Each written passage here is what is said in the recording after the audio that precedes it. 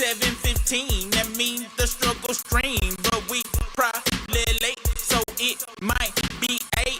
You know, I just ate on this free style I created, so hit that like, subscribe, cause we about to go live.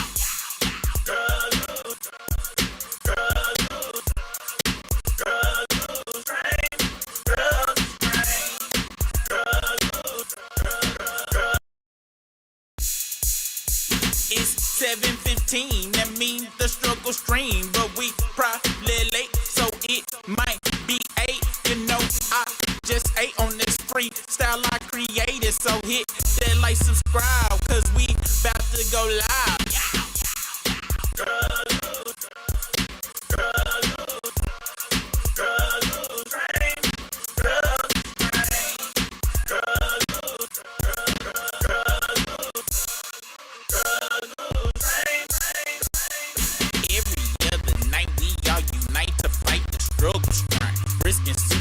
We try our best, but we still. 1 week it's the video, 1 week it's the audio. One time YouTube kicked us off cause super internet was slow. Sometimes super disappear because this camera battery low, and sometimes Briska disappear. He got a date, he gotta go. You appreciate the game, cause y'all never ever complain. Always coming back every night for that, for that, for that, for that.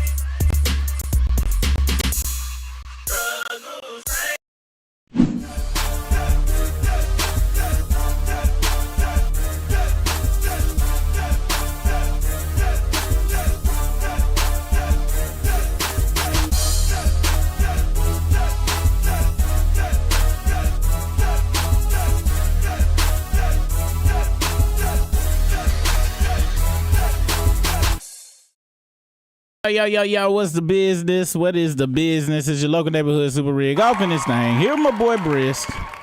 What's poppin', dog?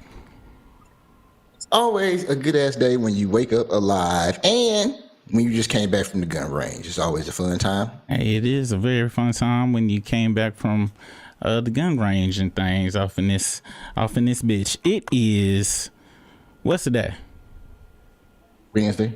Oh, it is Wednesday off in this motherfucker, and I ain't got no clap button. I don't think. I still ain't set this shit up the damn right way. It is hump day. Is a clap button. Hump day is a clap button. It sound like this. Yeah. Shout out for clap. That's the new clap for hump day. I'm gonna get a custom clap for that, you guys. It is hump day off in this bitch, and today we have a jam-packed show for you people out there. We have we will be talking about my disappointment in the Wu-Tang currently right now as they speak on the Drake It's Yours, and I will be speaking on further how the industry is full of bullshittery, no matter how real people were initially years ago. You live long enough, you will become the villain. Then we will talk about, Marlon Wayans versus 50 Cent. We will be getting into that. We will also be talking about, what else I put on the damn shit? Was Marlon Wayans, 50 Cent? Oh, The Game. Talking about he is the greatest rapper out of Compton, and I'd love to get your idea on that. I'll say he is not, because somebody brought up how somebody said that. Well, I'm gonna leave that to the end. And what else? What was we gonna talk about? There's one more thing. Also, we got a Chatty Patty ketchup story. Y'all know I've been following Jello, and he has acquired the Scumbag of the Year award from me, and we're gonna be talking about how he's. Oh wait, I do got that button over here. Let me see. You know what? I forgot. Hold on, y'all. Hold the hell on, y'all. I think I got a new button actually for the claps and things. Hold on. But yeah, we go follow up on him. He just did an interview. And who else? What else we gonna talk about? I think it was one more story. And I also got like 2 bullshittery stories lined up as well. And shout out to anybody that came over from Good's channel. We really appreciate you coming on over. I'm pretty sure you will be unsubscribing probably by the end of this show. That's usually how it works. Y'all think y'all can handle what is going to be said, and I'm this first bullshittery story I got, I know for a fact motherfuckers probably go bounce. Motherfuckers who been here for a minute probably go bounce on this first bullshittery story on some real shit, because I had to do a public apology to the male prostitute that, you know, that did that talk outside, and because his lips were max crusted out, and he looked very crackerish, and he's been speaking out lately, and I was like, you know what, I think he right. You do know he sued Cassie, right? That shit. Huh? 35 million. For like 35 million. And you do know she been ducking the paperwork, and if she don't go to that court date, he go win by default. But my question is, like, how can he, as a sex worker, sue? Like, being a sex worker is not a legal thing, I ain't think, in the United States. Not in New York, at least. I think Miami, like, or wherever they was at. I ain't hear no Vegas, or they was in Nevada, none of that. I think if, like, let's say you smashed somebody and they gave you an STD and they knew they had it, I think you could sue them. It don't matter what the indication. Like, let somebody have AIDS and they knew and gave it to you. If you got the paperwork and the lawyer feel like it's a good case, if you ain't got the paper, you find a lawyer. If they feel like they can win, they'll take it and just get paid off the back end of it. So I think that was the main thing. He was in, I think it was pain and suffering, all sorts of shit. I don't know about the extra stuff. We'll actually get to the details there, but yeah, after he been talking and stuff, I had to change my stance on a lot of stuff. I've been talking about that lately and stuff. So, but we gonna talk about that for a split second too, that and Jello shit, before we get into the actual music shit. Before we get into that, I think I fixed. The other topic was Jada Pinkett too. Oh yeah, Tyrese getting smashed in the ass by Jada Pinkett. We go definitely talk about that too. I completely forgot about that. That's what it is on the topic. Matter of fact, this is a Chatty Patty Wednesday. All right, so if it's any niggas in here, fellas in here that came and thought we was gonna be talking about hardcore music shit tonight, that's gonna be on. We gonna do that later. I got some Chatty Patty shit to get out the way. Can't wait till I get the computer back so I can have the Chatty Patty button pop up with the little Chatty Patty doll that pop back up in this bitch. Before we do that, as y'all see, I made a new ticker for the Struggle Crew, so you can see who is a part of the Struggle Crew. If you would love to be, because the Struggle Crew is who produces this show, so that's basically a credit, a 24-hour credit, or a show long credit. Instead of doing it at the back end, y'all know y'all be watching YouTubers and they be like, I want to thank my patrons, Mojo 47, Big Ass 28, and shit like that. No, we give our thanks to you guys at the bottom of the screen every time, 24/7, except for them the last week when I had broke it and I didn't know how to work no more. But now, since I got it fixed, we are giving the thanks. So shout out to those producers down there. We appreciate all of y'all. If you would like to join the Struggle Crew, the link is in the description. It's only $2.99 in this. It's only with 10 out of 10 recommendation. Hey, 10 out of 10 recommendation. You never know when I'm gonna pop up there. You get a once a week scrolling with super episode, or depending on what my ADHD says, it may be called pre-struggle with stupid, or you may see me almost about to kill myself working on some here in the house, and those shows will be here until my other channel, which is What's the Business with Super Rig. Make sure y'all go over there, get monetized. Then I'm gonna have a membership for all that extra crap I be doing go over there. But the Strolling with Super will still be here for the 290 nizzle, and you'll have access to all the lives and all of that stuff. So no value will be lost, but you will be getting a preview of what will be on my other channel. And by that time that channel get monetized, I should be fired 100%. So I'ma just be living on this bitch like academics, except this chair won't smell like wet dog ass. It will be cleaned daily with soap and water and other things that DJ's Academics is not used to having. Let's see who is in the house right now. We got Lady Lex in the house. What's the business? She's OG. What's the business? Poison Ivy. What is the business, OG? What's good with you? Let's see. Let me get this fixed. I don't know why the fuck the sound. Well, I do know because I be fucking up. Let's see who else is in the house in the stroke crew. Philly Diva, who is also OG. What's the business off in this thing? Is Furry B Productions off in this thing? What's the business, Furry B Productions, who is also a quadruple, triple, quantundra OG off in this thing? And yeah. And shout out to all y'all. Appreciate y'all joining me over to the What's the Business, down to the What's the Business channel on a daily basis. Even though I be telling y'all it's gonna be in the morning, and it end up being at 1 o'clock in the afternoon at times. It will be daily though. I can't promise y'all that. Let's see. Oh, so let's get to the question of the night. The question of the night tonight is who's currently winning the Insta war between 50 and Marlon? And 12%. I need to speak to the 12% out there. I'm like, what part, if you could please go into details, show me where and how, what specific thing did Marlon say that has you on that side? Because I'm kind of thinking y'all might be Trump voters if you picking Marlon. And I need you to give me, because I'm talking about literally he is losing, obviously, like so please give me your choice on that. Please, I'd like to know that. Speaking of that, you know what? Let's go on and get into this bullshittery news real quick. The first bullshittery news story that I like to get into is I don't know if I want to call this a warning to women out there. I don't know if I want to call this a cautionary tale, and not to regular women. I'm talking about to side hoes who think that they will be the number one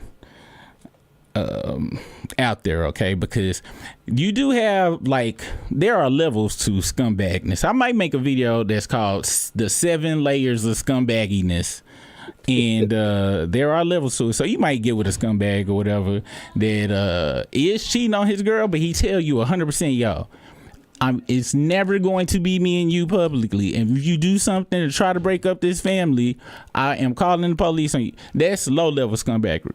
Jello has reached level 7 of scumbaggery because side pieces, if he does decide to leave his family and gets with you and gets you pregnant in like a 3-month cycle, that is going to end horribly. It's a 98% chance. Don't go with that 2% that it might work out. Please don't go with that 2%. It is a 2% chance that it could work out, but it is a 98% chance that he will not show up to the birth of your child while y'all are divorcing, and then come online with his actual wife and 2 previous kids. Well, not wife, because he didn't marry her. Oh yeah, that's another thing. If he ain't married the woman he been with for 17 years and then marry you in 3 weeks, it is probably go in you crying online and him coming talking online about how he misses his old family that he didn't even marry the old chick, and 9 times out of 10 he probably still ain't gonna marry her because he knows she'll wait until he's 65. Okay, now here's he married her is wild. Yeah, that's wild. Here go Jello. He on some news show and shit, and like I said, you guys, look, I need you to understand, when I applaud horrible things, it is not because I think horrible things are good to be done to people. No, it is because I respect people who are at the best and top of what they do. And if it just so happens to be you at the top of doing horrible things, then you still need your flowers. Okay, you still need those flowers. I'm just lying. I'm a fucked up person. I be liking when people do fucked up shit when it only affect a small group of people, not when it affect a large group of people. But when it's just a small, I ain't go for it. I kind of be liking that shit. Okay, let's go on over here and listen to what he had to say. When I was with Nikki, right? When you removed yourself and moved into a different area, what exactly happened? So why just had some why? That's what the world wanted. We was going like not agreeing on type. Like she wanted me to live in Porter Ranch. I wanted her to live with my like just like stuff like that. Like no, like grown up. I guess. Okay. Where we was gonna live? Where he was gonna go to school? Like who gonna watch him when we leaving for work and all. I don't know. We was just talking a whole bunch over, going through it, and then I don't know. If I could redo it, I would. I was like, I'd have whooped my own ass for real. Like I'd have stayed there. That's respect. You know what I'm saying? It was just a rat. It just was like. I told her that though. Nikki cooled me. Like I told her straight up. Like, I was tweaking. I ain't got no excuse for that or nothing. But shout out to the low key song promotion that he did right there. That is how you do it, you guys. That's how you do it. The marriage happened. I was tweaking. I ain't got no excuse for that or nothing. But yeah, if I could redo it, I wouldn't do that. How did the marriage happen? That's what I want to know. Like, no way you was just sitting home one day and y'all was just like, let's just go to the. I ain't gonna lie, we never talked about this. It was like in a 2-week span, though, of straight terrible.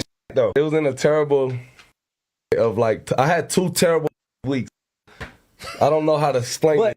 The best time of your life, though. I was fine. Like I don't know, start going south like that. Like I don't know. I did make some dumb decisions, but I do feel like I don't know. Like I feel like she was like, I pray you die every day. Like she might have been on some ill shit because I couldn't think for real. And I'm going through the motions with her. It's like she's like, oh, I'm gonna do this. I'm like, whatever. All right, cool, whatever. Cool. Yes, getting whatever. Just doing anything. She's like, we gonna get married. We gonna do all this. I'm like, well, how did you end up doing that? How did you end up in the courtroom though, brother? Because like she drove me there. I'm out there about to cry in the whip. That's what I'm saying. No, you feel what I'm saying though? Like I felt disconnected type. Like I'm like, all right. Like I'm telling her, like I don't want to get married. I don't want to do none of this shit. But then I was like, I'm doing it though. And I did not understand. But I like sat down one day and my eyes started leaking. Like, oh, like my dripping on the floor. I'm like, hold up. I went upstairs and talked to her. Like, you got to slide. I ain't gonna lie. Yeah. I just took all the L's on the chin. Told everybody to leave. Cleared that out. Side gotta go. I don't know, man. I had to reset my job, but I'm cool. I felt I got off track. I don't know. I was doing dumb for like 2 weeks, bro. I remember that's refreshing to hear, man. It is. My question was, what is? Because I've never heard you talk about it. Because I was like, bro, there's no way that you just go through. I can't just gonna jump to the. No, like you dumb. She had you like she ain't had. To be honest, I don't like her. Like to keep it a band. It's just like. How the hell did that happen? How that? I don't know. I don't know how to answer. She put that fire on you, boy. Not even that, bro. I don't even know. She had you locked up. She was lying. A whole bunch of bad. I had to just go and leave. But when you met her though, like she promoted. You enjoyed the time with her though. Because you seemed happy when you first met her. I'm just saying it's cool. Like it happened and then I got through it, past it. We cool. Right. The way you did Nikki was definitely wrong for sure. But with that being said, I think there was valid reasons for you stepping too though, that people don't know about. People don't know about. Already going through it, but that's normal though. Like we could have got through it and stuck it out. Everybody gonna do the same. Cause I came to her and she started arguing in 2 weeks doing work. So it's like whatever. But you regret the decision that you made though, ultimately. Yeah, mainly because the kids though. Like I would have stayed home I'll thug it out for real. I'll talk it out with Nikki and just stay home and be with them. Now it's like this now, but it's cool. Respect. Now, if you heard that, you guys, There was a lot of laughter within there, and gotta be honest, I believed everything he said. It was just too much joking, nervous energy, and shaking of the leg. It was no PR answer at all. It just was, I was just out here doing shit. And as a person who has 2 children from just out here doing shit, I know how that goes. Brisk, what do you think of what? So I would say exactly what happened. He was out here with his girl. He like, man, you got these 2 kids, whatever. The regular relationship rigmarole was going on, and they was at you go up cycles, down cycles, whatever. They may be on a down cycle. He met that chick. That chick had some fire ass pussy. They could not deny she was doing some crazy shit to him. He was having a good time and shit. But then once the lockdown occurred and motherfuckers started shifting, then she started getting crazy. Her true self started coming out. And when I say crazy, I'm talking about crazy to him. She was doing shit to him that he wasn't fucking with. He was like, damn, I done fucked up. I done really fucked up over here. I thought she was different. Gotcha. It is not. She crazy as fuck. Gotcha. And I need to get the fuck up out of here. Gotcha. That sounds. Now he like, damn, I done fucked up. I'm gonna just go back to the crib with my girl with the 2 kids and be there and have to deal with this shit on the outside. You sound like a man that's been out there in the world, Brisk. That sounds very. I have done some crazy shit in my day too. Out here doing shit when I was younger, especially. Yeah, out here doing shit. Yeah, just be out here doing shit. And do you know how old he is? Oh, is he about 20 something? He's 27 years old. And I was still out here just doing random shit. My brain wasn't. Ladies, I need y'all to understand something. You know how they say that the human brain is fully developed at 25? Maybe for the women or the whatever chromosomes y'all got. For ours, I ain't gonna even say ours as a whole. I will say I'm pretty sure my brain didn't fully develop until 58, and I'm 44 right now. So I think I still have about, I don't even know, maybe 16 more years, 20. It may not even ever fully develop. Okay. Now, I do want to put this out here as well. Some facts about the relationships that he was in with these women. I didn't use the word girl ever in any of these. So Jello, LiAngelo Ball, and his ex-wife, former partner Nikki Murderis, he was 24 to 26. Wait, he's approximately 24 to 26. They got the age.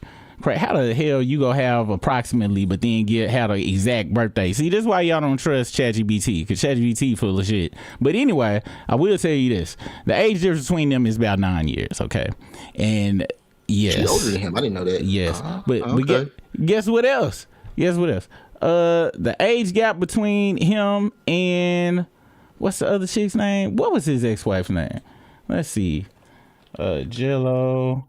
Wife divorce, because I would like to say that her name is Rashida Nicole. I want to say they had a crazy age gap too. Age gap, Jello. Let's see. All right, so there's 6 years. It ain't too crazy, but they are much older than Jello.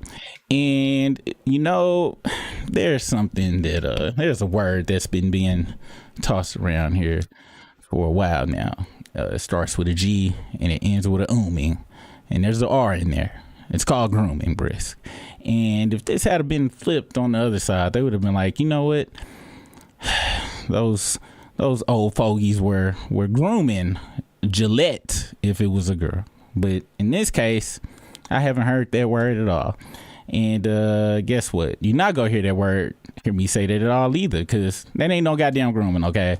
They was fucking, and they thought they was gonna secure them a baller, just like Brittany Renner went all the way down to the 21, 22 store, and purchased them, tried to purchase them a lifestyle forever.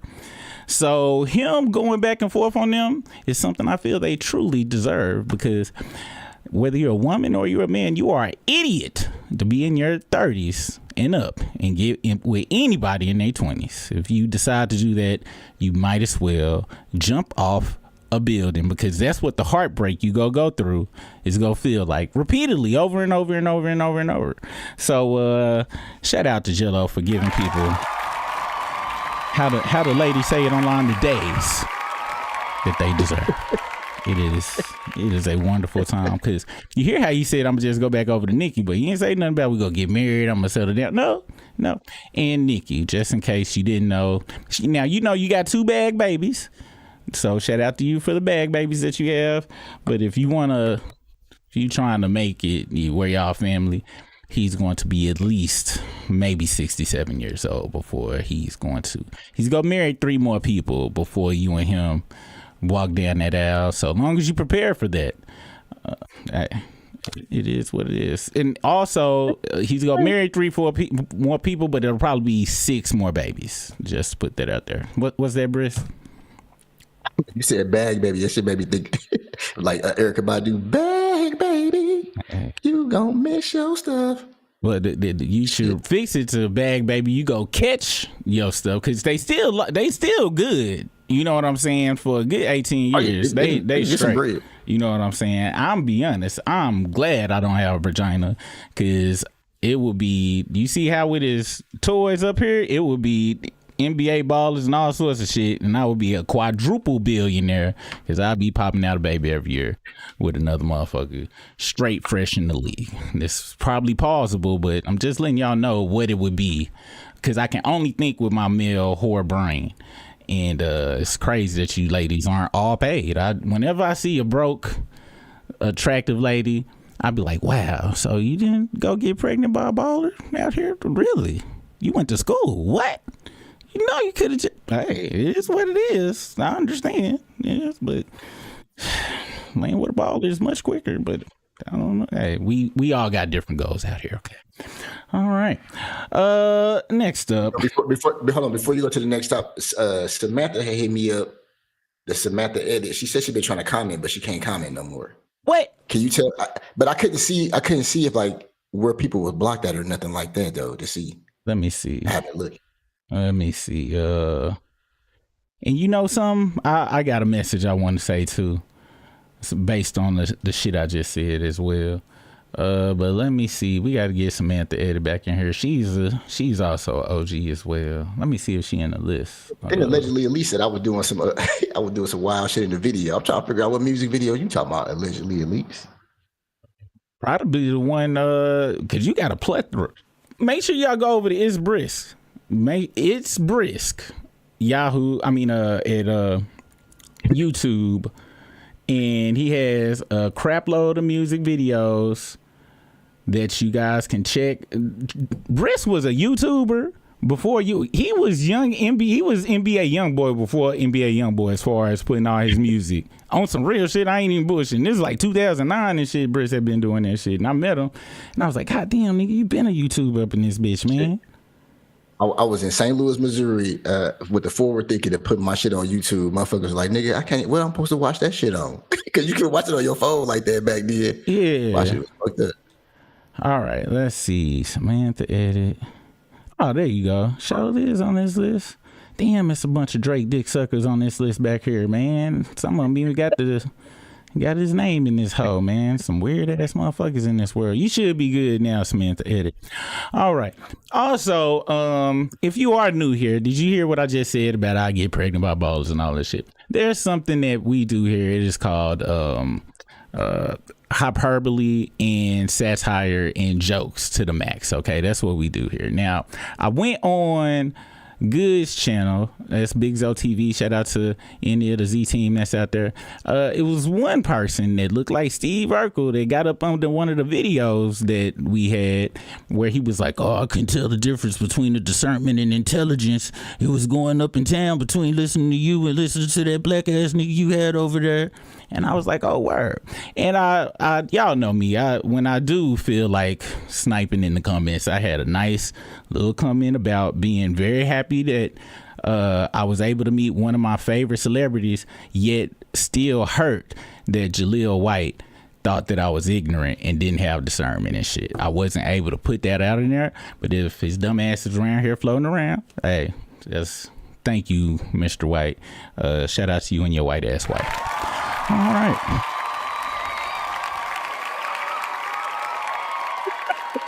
Let's move on. Let's move on to the next bullshittery story I had.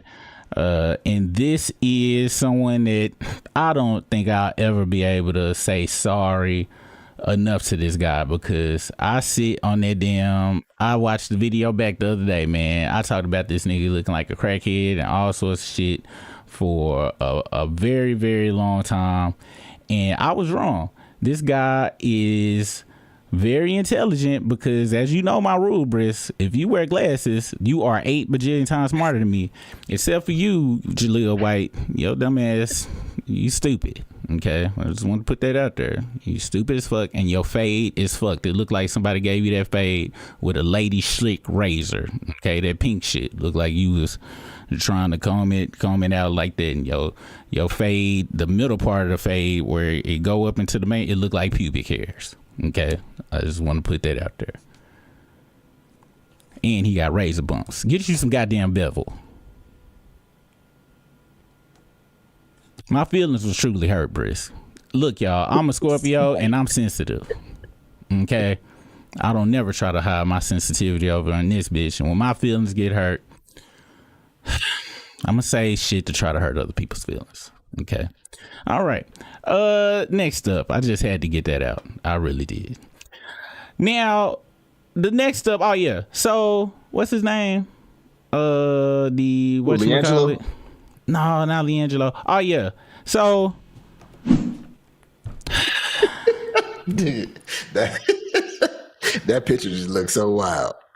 Crest lips looking crazy. Yeah, man, crest lips, because they never call this nigga by his name and shit. Never. I think is his name Clayton, nigga. If his name is Clayton, that is what a Clayton look like. It is very rare you meet somebody who name 1,000% matched them, and that is what I can see no other kind of Clayton. His name is Clayton H. Dot. I guess that stands for Clayton Hohen. It says, man who is suing Cassie and got her served recently with judges' help said she was a 304, made continuous conscious decisions, and should not be let off the hook. He claims she should have been named as Diddy's co-defendant and that both of them should be held accountable. Let's listen to this guy. Let's listen to what he got to say. Now, I don't know if y'all know, I've been holding this chapstick because I think his lips is so chapped that it could like chap my lips. So if y'all got some Carmex or something near you, you might want to hold it, because this nigga's lips, I think he on the inside in a warm climate and that shit is still chapped like he's on top of a York Peppermint Patty Mountain commercial. All right, let's you wanna know the wild shit I be thinking, like when I see every time I see this nigga, I be like, wow, this nigga literally skeeted in Cassie mouth. And Diddy want to rub that nigga shit on his fucking nipples, nigga. That is crazy. Like I can never, like that shit is so crazy to me. Before we go into this, Briss, dog, with that being said, he should be suing Diddy and her for child abuse. Nigga, they abused millions of kids at a time, nigga. Millions. And he said this went on for 6 minutes. There's probably bajillions and gaggles of children have been rubbed, and Diddy looked like he got taco meat and shit. So they done got caught up in taco meat hair and shit, and he probably just laid up in it and shit. Nasty motherfucker.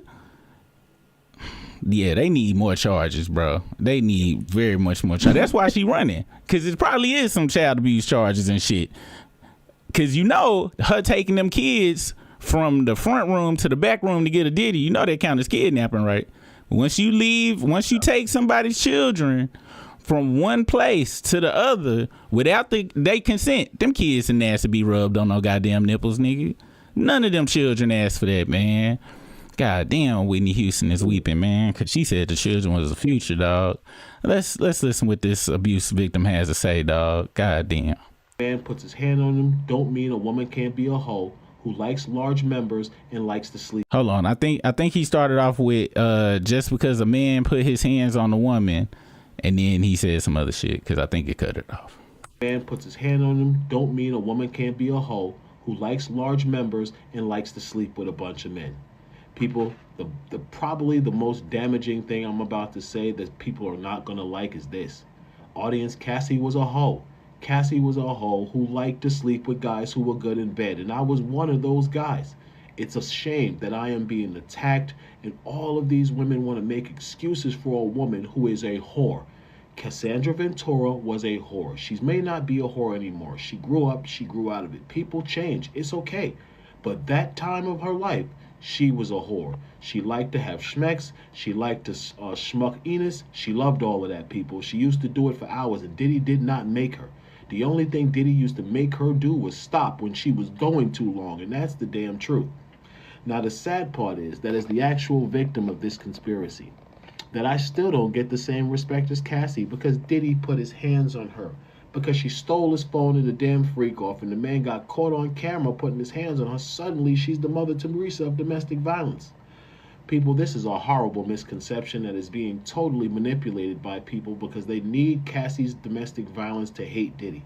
You really don't need Cassie's domestic violence to hate Diddy. People, there is a million different reasons to hate Diddy other than Cassie. People, you need to accept the truth of what this is. Cassie is not a victim of that RICO. She is most certainly a victim of domestic violence, yes. She is certainly a victim of domestic physical abuse, yes, people. But it's not because of those sexual encounters. It's because she was in a relationship with a super rich and powerful man who was also horribly toxic and a drug addict.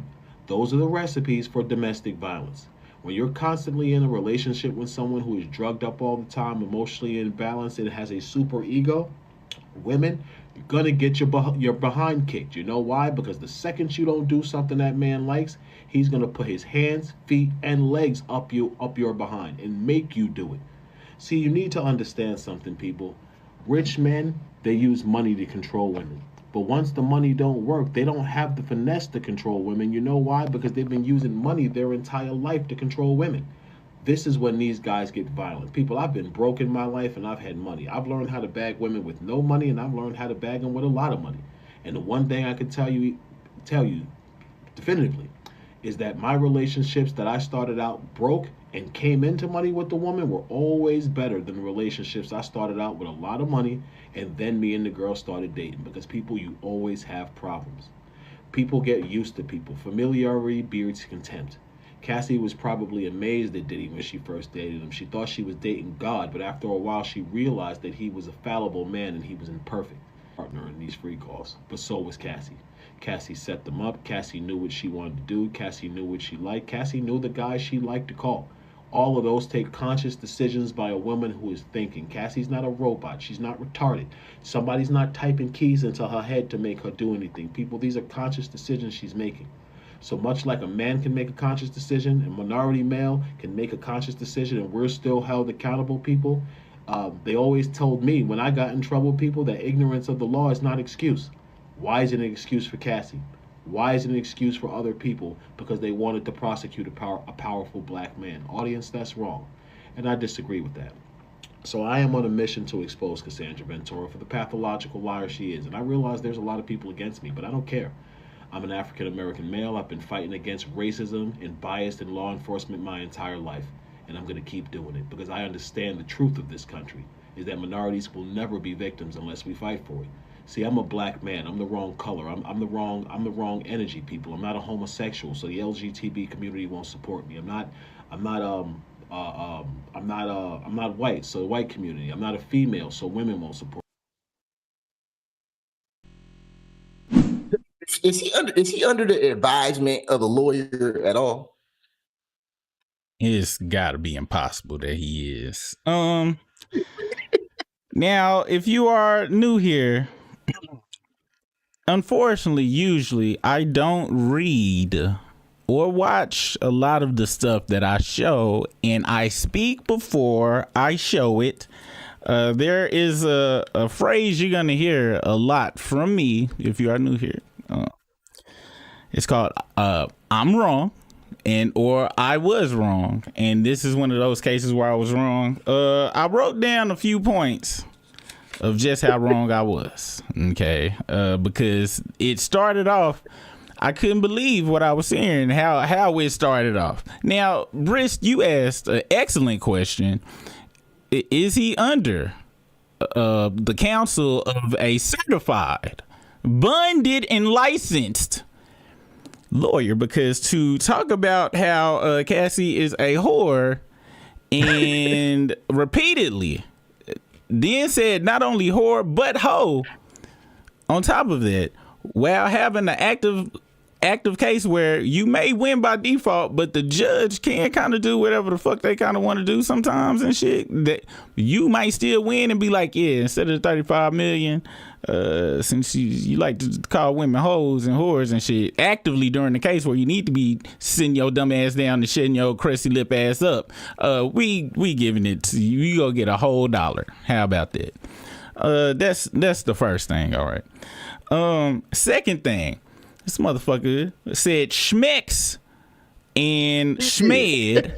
He censored them words. However, he said whore about 15 times. Then used the R word, retarded. Didn't censor that though. And then it seemed like he sideline attacked the LBGT community by saying they not gonna protect me. Which, sir, what was the point of bringing that up? Are you trying to have even more people against you? Since you had your kids smeared on motherfucking Diddy's nipples like duck pâté at a French restaurant, they probably had your back because they thought that you was still hiding in the closet. Now you have segregated yourself from the LGBT community. So, since you have glasses, you have disrespected the glasses community, because now I can't even believe people wear glasses smart no more because of your dumb ass. God damn. Then you want to throw in I'm a black man and shit. This is not the time to be throwing, oh, I'm a black man. I don't want to be associated with you and shit. I don't want to be out here. And of course you was fighting law and just, you was a hoe. You was a real hook. You was the hoe. She was just getting smutted out. She was a smut. You was a hoe though. What a real hoe to be calling motherfuckers a hoe. You is crazy. This shit was insane. This textbook, he was a prostitute. Textbook, he was a real hoe prostitute. This motherfucker was a night walker, a lady of the night, a blade walker, hooker.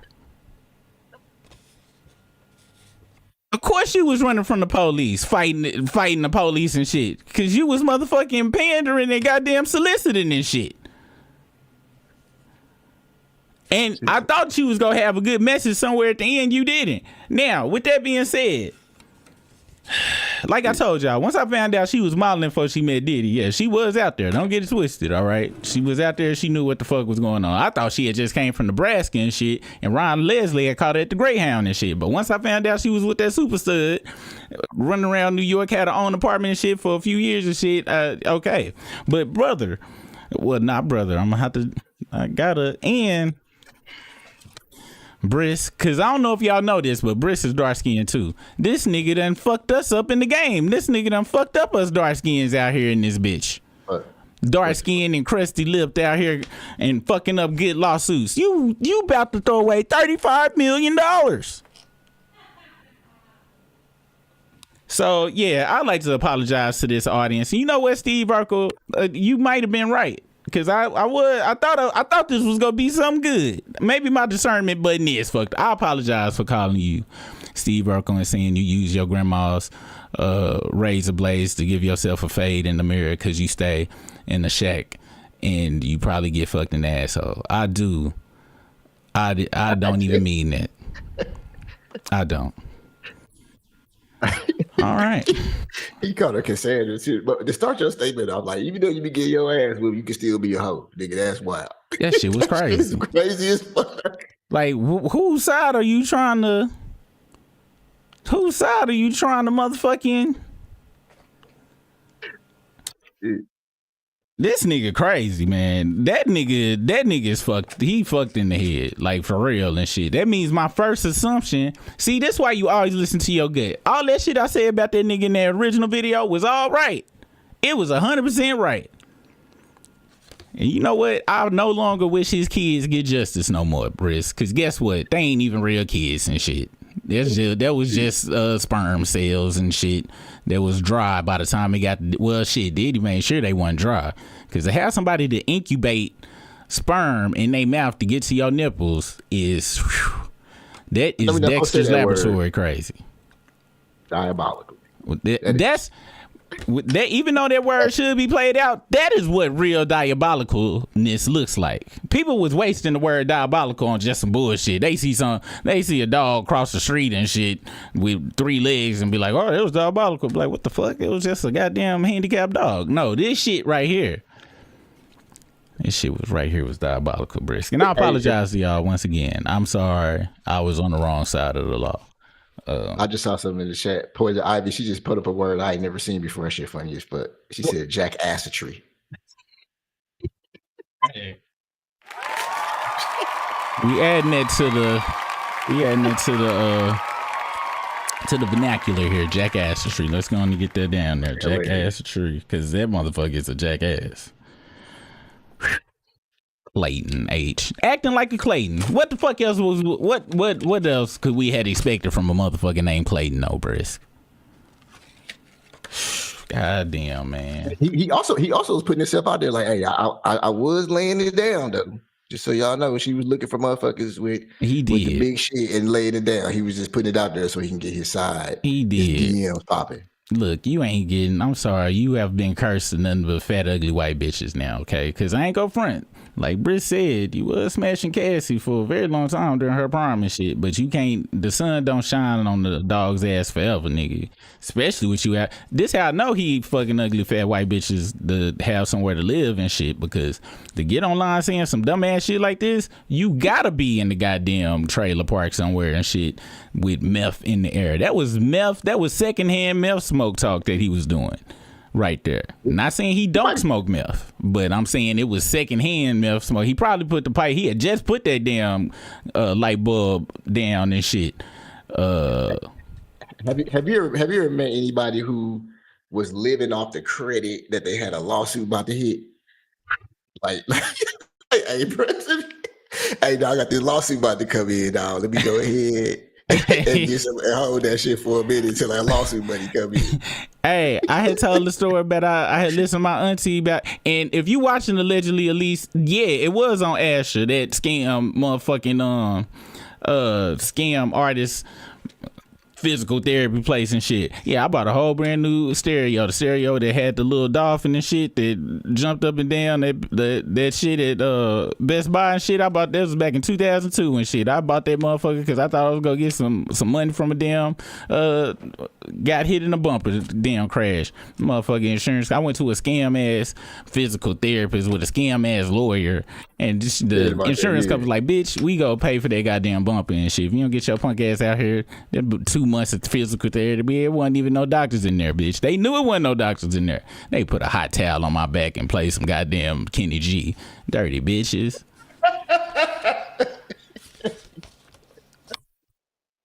All right, y'all, let's go on and move over to the goddamn next story and shit.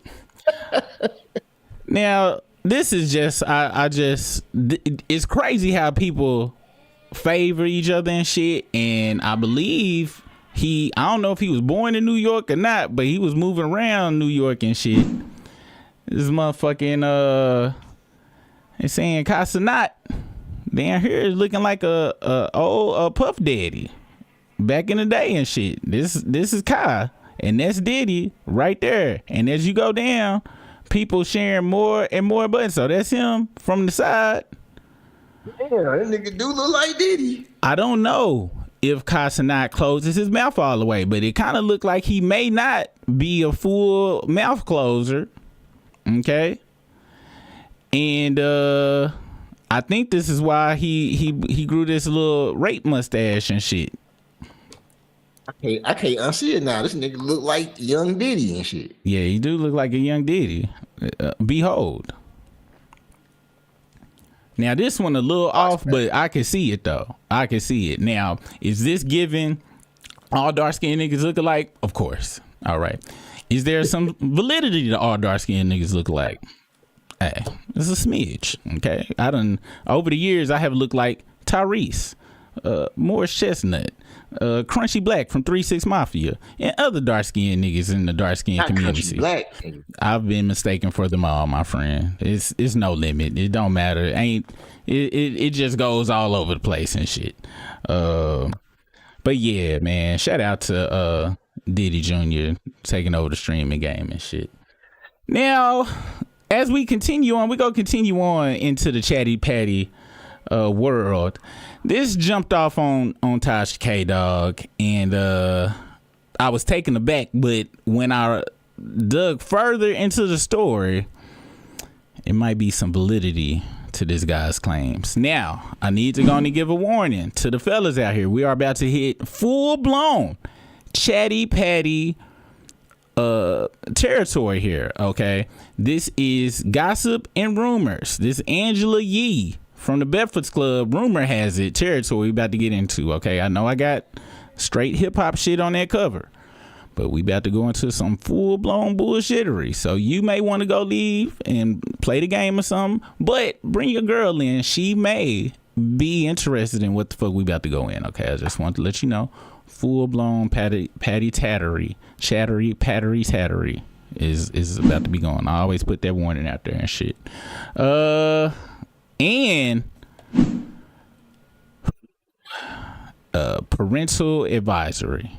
If there are any people, I've never gave a nana advisory when it didn't involve the Drizzy Reddit, but let me see. But in this case, for the first time ever, I'm giving the advisory.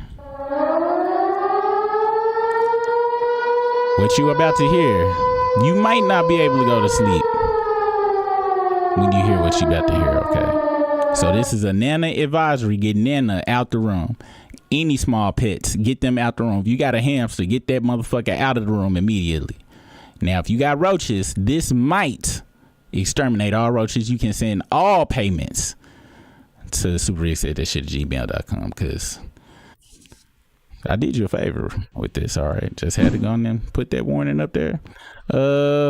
Here we go, guys. It's Tasha K interviewing this fat motherfucker.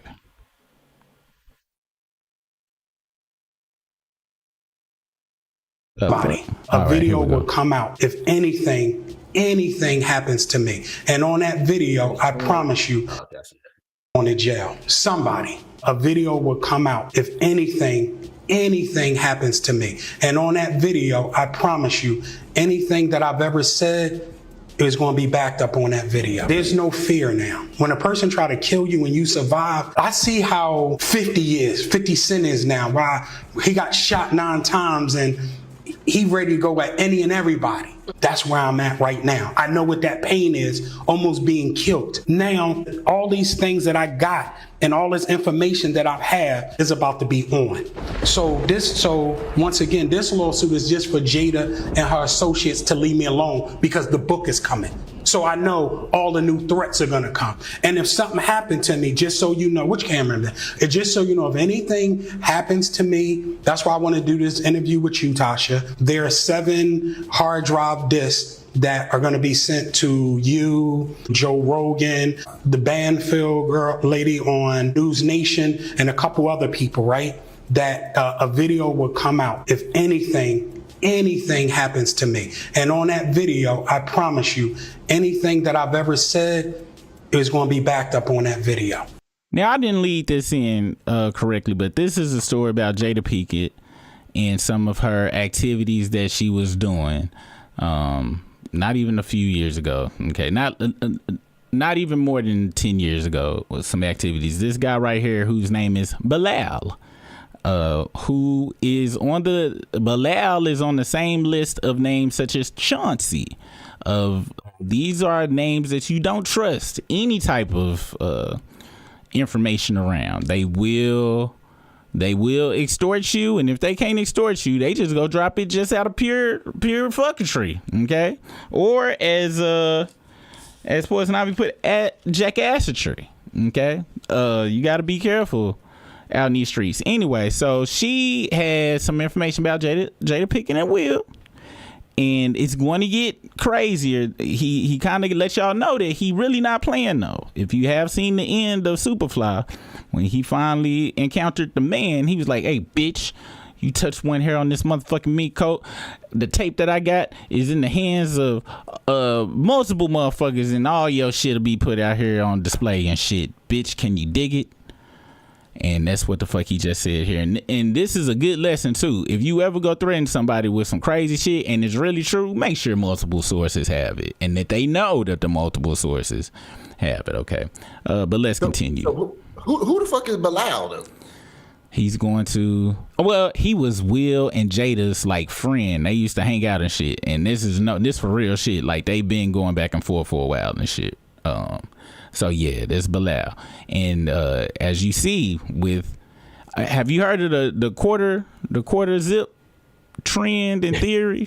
I have heard of the quarter well, zip. me and Zoe have realized that the further we have hypothesized, we have a theory that the further the opening in your shirt goes, the more diabolical you may be, the more dangerous of a person, the more untrustworthy you may be. As you see, he has on some type of Fashion Nova Rainbow 21 black and gray Versace shirt on, Versace print shirt on that is definitely not Versace at all.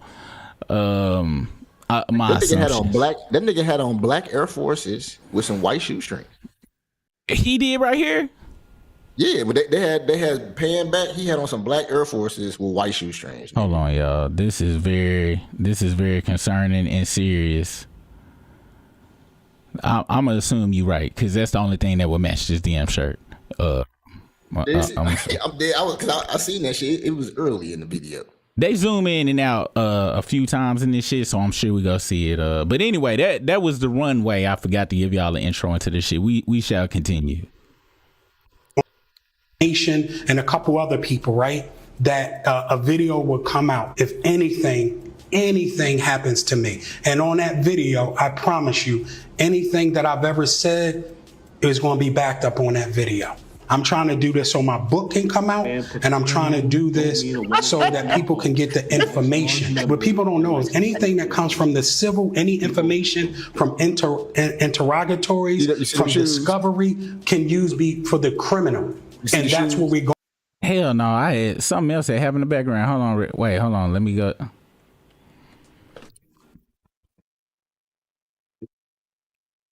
Wow.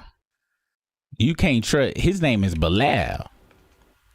Them is fat white laces too. Whew. Wow. I told y'all it was gonna be scary. I bet Nana better not be in there. Let's continue. Bilal looks discombobulated. Bilal looks like he is borderline diabetic, if not full blown type 2'd out to the max. Let's continue. And I want y'all to know the bottom of his neck. You see that darkness at the bottom of his neck? That Steve Urkel motherfucker from Big Zoe's chat. That's what the bottom of his neck looked like. It looked like the bottom of a white trailer park person's feet. Let's continue.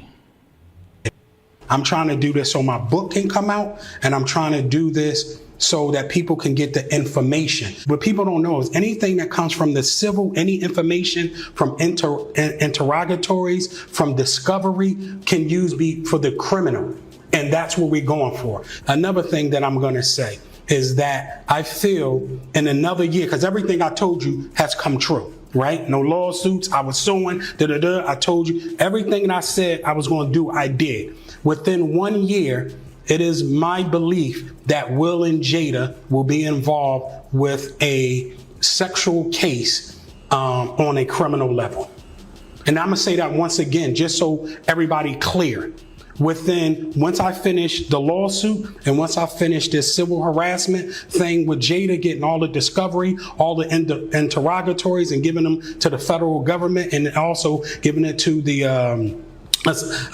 assistant attorney general, somebody's going to jail. Somebody. That's my belief. So all this is going on, but it's going to be criminal. Right now, it's all civil. Ground it up in a powder. I put it in. Commercial. What the hell? Hold on. God damn it. This wasn't the right clip. Hold on. Her facial expressions have been killing me when they pan over to her, bruh. Yeah. I can't believe this shit. Hold on, let me get it. So that was the first half. I listened to that whole video earlier and shit. All right, is this it? Oh, I know where I gotta go. My bad, y'all. I thought I was gonna be able to skip over this. It was this other YouTube person that I had seen. I hope she ain't took it down either, because I was flabbergasted. Here we go. Let's go right here. That's where I had fucked up. All right. What time is it? Yeah, we still on some good time. I think we on good time. Okay, it's this. All right, check this out. Here you go, right here. Now this is this is through another YouTuber's channel. It's called Cerebral Talks. Cerebral Talks TV is where this part of the video is coming from. Okay, so check this out. Allegedly, Tyra with something called Tushi. These discs. People say that's some weird shit type of stuff. And American. Oh, they have been married. And make sure y'all go follow Cerebral Talks if you don't. Very good Chatty Patty channel to watch. There have been rumors for a while that Will was bisexual. And then there were rumors also that Jada was bisexual. There have been suggestive photos where... bisexual. I don't know why people are censoring themselves for these types of words. Why you can't say that? They like... You can't say that on YouTube? They like badussy, booty, dick, and pussy. I just wanted to put that out there. Apparently you ain't supposed to, but fuck that shit. I ain't policing my goddamn talk. Jada looked masculine and Will look feminine, and just her mannerism, she gives off stud sometimes, I'm gonna be real with you, but beautiful. And a lot of people Bilal went back on the Tasha K show, and he's dropped some bombshells that's just shocking the crap out of me and other people. And people are like, well, why is he saying it now? Who gives a damn? What does it matter? He's saying it. So let's see. On that video, Jada had on Timberlands and a fitted baseball cap with the strap on. The last interview I told you, if you don't sue me, I'm gonna let people know who you've been hitting with them dildos. Even with all they ain't doing nothing. I told you before, in my last interview, they ain't doing nothing. Will ain't doing nothing. Jada ain't doing. So let me give you a little more backstory. Now we got another situation that happened. Mm-hmm. Once I told you that Will and Jada, the sexual things they were doing allegedly to certain people and all that. And I told you that Jada was addicted to porn. How Jada would watch porn at the houses, she had her laptop, she would stick her hard drive in, right? Boom, and hook it up to the TV. And she could play whatever video she watching. So now, so I'm seeing videos of her and Will and a bunch of some celebrities, everything. Because remember, the last interview I told you, if you don't sue me, I'm going to let people know who you've been hitting with them dildos. So I told you, being Muslim, whatever I say I'm going to do, that's what I'm going to do. Period. And I got to have evidence. So we not playing. That's why they didn't sue. So back to these discs with all these homemade pornos on it or whatever. Somebody stole it from the house. Somebody stole 2 hard drives from Jada's house with this alleged porn on it. So now we get into why she's even more mad. So Jada thought I had something to do with the disc being stolen, right? And one thing that they allegedly did was report it stolen. So whoever comes out with this video or tape or anything have stolen property. They're going to jail, right? That's why me and Jada's relationship got to be so toxic towards the end, because she thought I stole these videos. So they're videos of her with other people. But I saw some of the video. Mind you, when Jada at the house. Was any of them allegedly MC Light? Yes. I just had that was just why didn't you let me say that? That was just my own opinion. Come on, I have no dog in this fight. Oh, goodness. But I always felt like, in my opinion, that her and MC Light kind of had something going on, and they used men, Will and MC Light's husband, to cover it up. So, and then we had a lady that came to sit on the show that said she saw MC Light and Jada at a known gay club for lesbians in Hollywood all the time. So let me just put it like this, because the tapes are going to surface. When Jada's home at Will house, not her other house, she allegedly has her wine. She has her something called Tushi. It's like a pink cocaine thing. It's popular in Colombia as well too. Her ayahuasca or whatever it is, and she got her mushrooms. So she got her psychedelics. Hold on, Brisk. She is popping ayahuasca to porn. I thought it was something to open your brain to the gateway to the motherland, that part of the on Black Panther when he went to go see his daddy and shit. But apparently this is where you go to get extra long dildo strap-ons and shit, according to what this gentleman is saying. There was a lot of shit that just happened in the little section right there. Because first, he gave very specific details about the outfit Jada Pinkett had on. Which when he gave that amount of detail, I'm like, yeah, he definitely it felt like he's telling the truth. But then he said they thought he stole that shit, but now he said he got proof.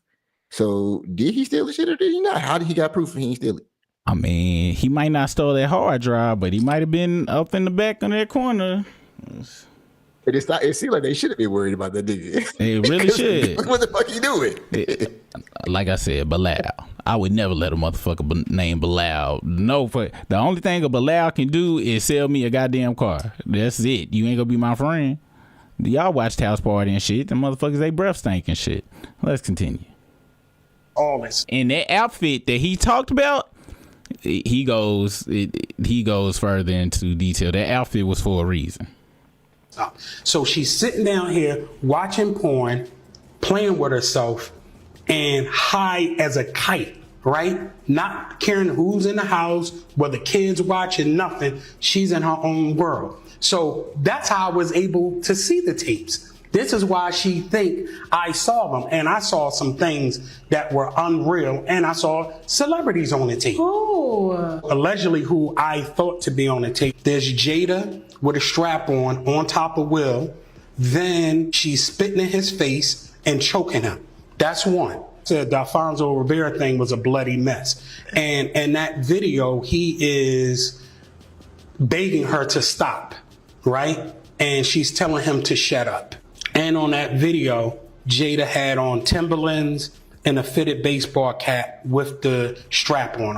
And the reason why she got so much hate for Alfonso Rivera is because they dated way before. I'm not even gonna say dated, went it out a couple of times together. Who else did you see allegedly on the tape? Tyrese was on there. I'm so glad Tyrese ain't got no money to sue me right now. Allegedly. Now, are you surprised about the Alfonso Rivera, about Carlton being on there? Yeah, and then he said it was a bloody mess. Like, hold on, before we shout out to Ariel Smoke, man. Ariel Smoke is in the Mickey Ficky house, man. Shout out to Ariel Smoke, who is a quadruple OG in this motherfucker. Thank you for that super chat as well. Hope all is well. Ariel Smoke. Yeah, I had never heard anything about Alfonso Rivera and Jada Pinkett at all, so I am flabbergasted by this story. And then she said it's a bloody mess. Damn. I wish I could be flabbergasted, Brisk, but I spent too much time in my life on Lipstick Alley, so none of this shit surprises me at all. So you about that before? I didn't know about it, but like I told you, don't nothing throw me for a loop. Now I will tell you the Tyrese part. Like I said, once you in the movies, You know how much he got from Transformers, nigga? That is ass bendable money he got right there. And where this one I really wasn't surprised, and he gonna mention this. Where the fuck do you just see Tyrese popping up sometimes? But he don't never show he with nobody. But he'll show all the sand and shit, and he got on that damn the garb that they have over there. That motherfucker be over there in the Saudis by himself. Don't never be there with no girl or nothing. Be like, oh, I'm on the camels. I'm like, I'm sure you are. I'm sure you are on the camel, nigga. This is Hump Day Wednesday, and it sounds like them claps may have been coming from Jada. But I ain't gonna lie, like Bilal, the details this man keep giving, like he explained in detail how he was able to see the tapes because she was on all that shit. She didn't give a fuck with the kids scene. So his shit, I don't know. Yo, I 1000% believe this. Just if I didn't believe it for no reason other than this, I would have to. It would be because of this right here. When I saw this right here, I knew this young man. Of course, he was walking around seeing his mama fucking Tyrese with a dildo in the living room and shit while she on some pink cocaine and ayahuasca. Because to put a house on your head to go to a goddamn award show, that's last level right there, buddy. That's last level. That I can't. There's no other way. You know what I'm saying? There's no what other things can explain that. That's not ass whoopings, nigga. Ass whoopings don't do that shit. That's not latchkey. Yo, my mama would never ran. No, that's I see my mama in Tim's and a red New York hat to the side, smashing my daddy from the back, while Uncle Carlton is a bloody mess in the corner crying, shivering. Hey, that's the only way you go wear a goddamn hat to a goddamn function, nigga. And this is the least. Do you know how many more crazy pictures of this nigga I can pull up? And they non-sexual. This, I'll be more scared. If my son came home with a hat on his head, I'd much rather him come on dressed as the construction worker from the goddamn Village People before I have this motherfucker come in my house with a hat on. He come in my house with a hat on, I'm pulling out the motherfucking damn 12 gauge, and I'm gonna tell him that was his last day at the house, goddammit. He need to move. Straight walked out with, I am not meant to live alone, turn this house into a home. Hey. God damn. Hey, for real. Song by Fat Luther. But let's continue and shit. Them kids done seen some crazy shit. I would appear to be Tyrese with Will and Jada. Then the one with Charlie Mack and Will. Jada's not on it. But you can hear her say, make him spit up, period. So when these tapes come out, people will know I'm telling the absolute truth. Ground it up in a powder. I put it in. He said, make him spit up, dog. This was the people that everybody was saying couples goals. You remember that? And everybody was saying Jada and Will was the couples goals. Crazy. Alfonso, hold on. I do believe that Will and Jada will be under criminal investigation for sexual crimes. And some of those crimes are with this Church of Scientology, allegedly. Now, I'll definitely believe that. 100% on that part. I ain't gonna front. I believe all this shit. Yeah, hell yeah. Do you know? He got too many details, bro. Like, he got too many fucking details. Bro, and then what's crazy is usually people be like, this gonna be just like a Diddy situation. He ain't trying to associate this with nothing else. This is what he really talking about type shit. But let's continue. Once we get past the Tyrese part, then I'll show you some shit that Tyrese did not too long ago to where I was like, oh, okay, this shit, I believe this motherfucker. Let's continue. Remember when we did the first interview and I told you a celebrity was like, you better not say nothing about me and all that other stuff. And I said, Tasha, and you could go back to and probably put it up. It was Tyrese. Oh, you a tough guy now. Now you a tough guy, right? When all this was going on, because you know I know. You know how many other people that I know but I'm cool with, they never did nothing to me, so I'm letting them slide. Jamie and all them. You ask me, I never said anything bad about Jamie. You know, I never said nothing about Kevin Hart, but you know what I had on Kevin Hart. You know. Period. Tasha, no. You know what I'm saying? And yeah, real. That ain't no allegedly. That ain't no allegedly. You understand what I'm saying? So you know. And I truly believe that because Kevin Hart ain't been funny for 47 years. As soon as I seen him put that dress on at Saturday Night Live, I knew that the 2009 Illuminati videos was telling the truth. I was like, oh my gosh, why the fuck do he got a little girl fairy dress on? They ain't the skit. It was stupid. It was no reason for him to put the shit on. This makes zero sense. And that's when I knew, and I definitely believe, and we all know, I heard about the alleged Jamie Foxx butt naked all male 5-on-5 basketball night games. So that's why he threw his name in there.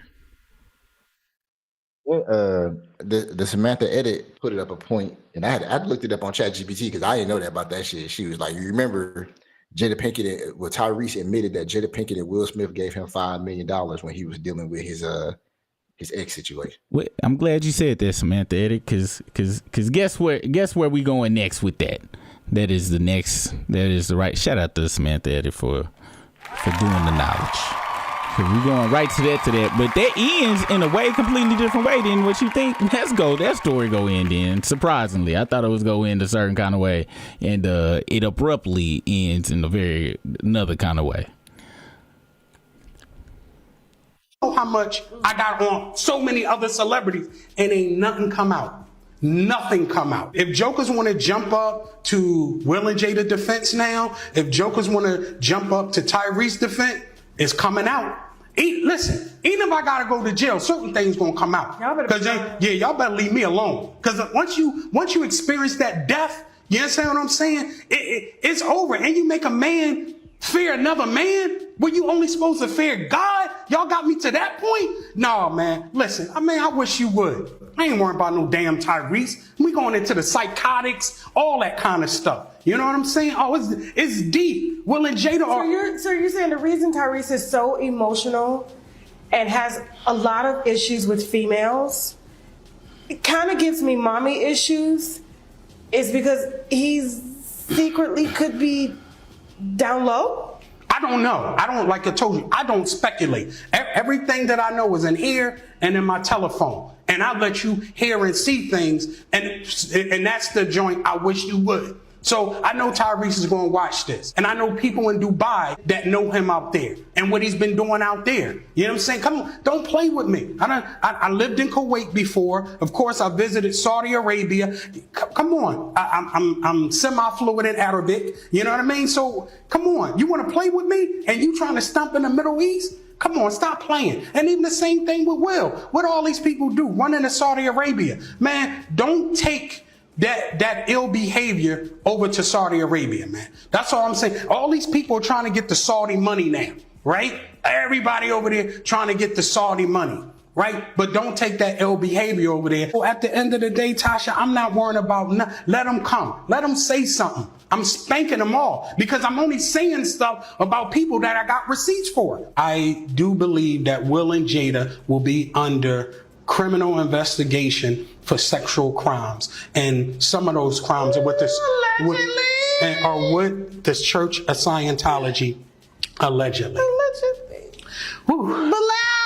Rounded up in a powder. So yeah, that was about Tyra. I think he go on some other shit, but when it's another dark skinned brother that has crazy, and if you new here, these are my protection glasses for Drake talks and other things that I don't think my brain needs to take in directly. Yeah, so as you saw, he mentioned Saudi Arabia and him being overseas and stuff, and all you gotta do is a quick Google search and you'll see Tyrese holding hands with these guys. Is that a real picture? That is a real picture. This is from 9 years ago. This is not any AI shit or anything like that. And I don't know if you know, but Tyrese been trying to get this movie made, his Voltron movie made, for 15,000 years, which I think they moving ahead without him and shit. But yeah, he be over there. And that's just one picture and shit. But as you see, there's many pictures, and it's always with some dude. It's just with some dudes room full of dudes throwing up the Voltron sign. And I gotta be honest with you, Briss, you let me know or not. I done watched a lot of Bang Bros tapes in my life, and this is what it looks like right before they about to run the train on the motherfucker. And it looks like he is about to, cause he the only motherfucker with a blue thing on, everybody else got on white. It definitely looks like a doo-doo pee-pee train is about to occur. At minimum. Damn. At minimum. Wow. But I want to give a shout out to Jada Pinkett for pulling out the backyard boogie on him. Now, to the $5 million, not too long ago, he went on the Breakfast Club and he talked about how he damaged his relationship with Will and Jada. Let's check this out.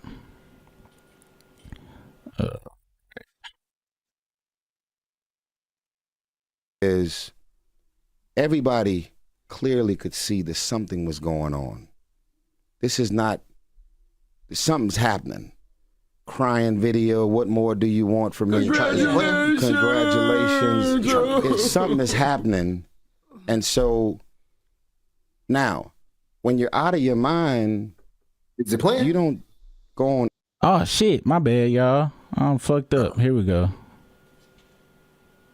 Is everybody clearly could see that something was going on. This is not, something's happening.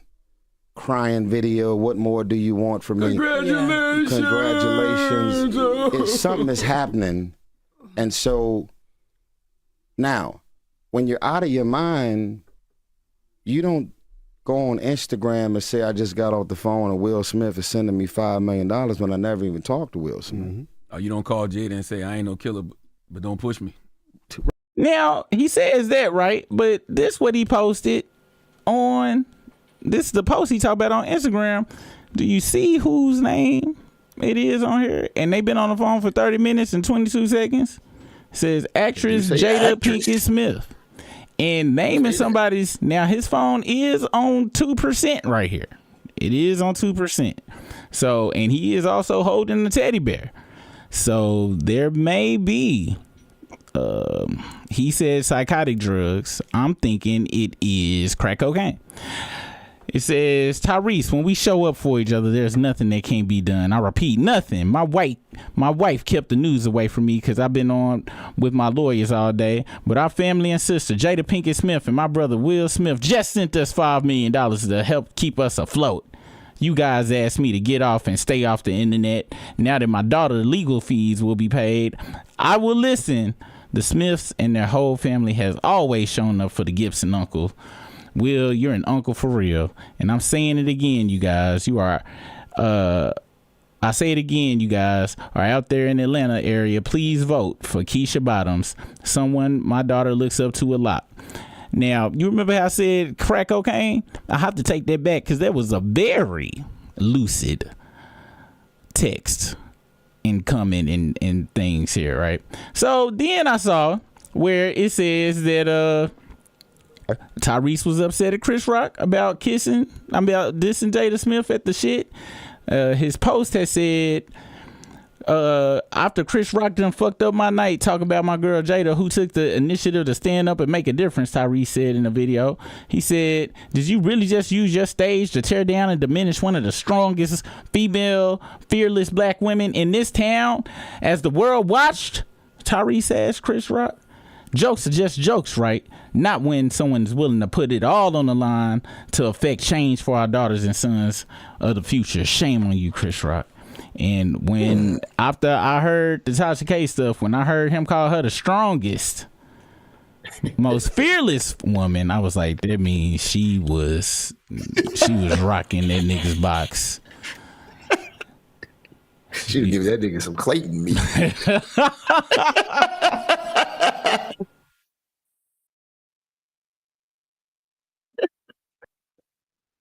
I'm talking about Max Power Clayton.H meat.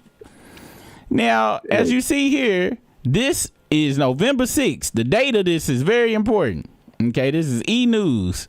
November 6, 2017 at 2:06, it says Will Smith and Jada Pinkett Smith donate $5 million to Tyrese Gibson among custody battle. Okay, this is still up. Then on Revolt on November 8th, 2 days later, it says, rumor report, Will and Jada Smith reportedly did not give Tyrese $5 million. According to a source close to the Smiths, Will and Jada did not give Tyrese the $5 million. And that was after that. Actually, the next thing was him being mad at Jada over the Will Smith shit. But I don't know if Tyrese crazy or what. But I do know, according to Bilal, that his back door is hanging off the hinges if what he's saying is correct. And I kind of want to say I believe it. And what's wild, like, because he had a lot of information and a lot of details and shit, but I have learned a lot from Super, being Super friend and shit.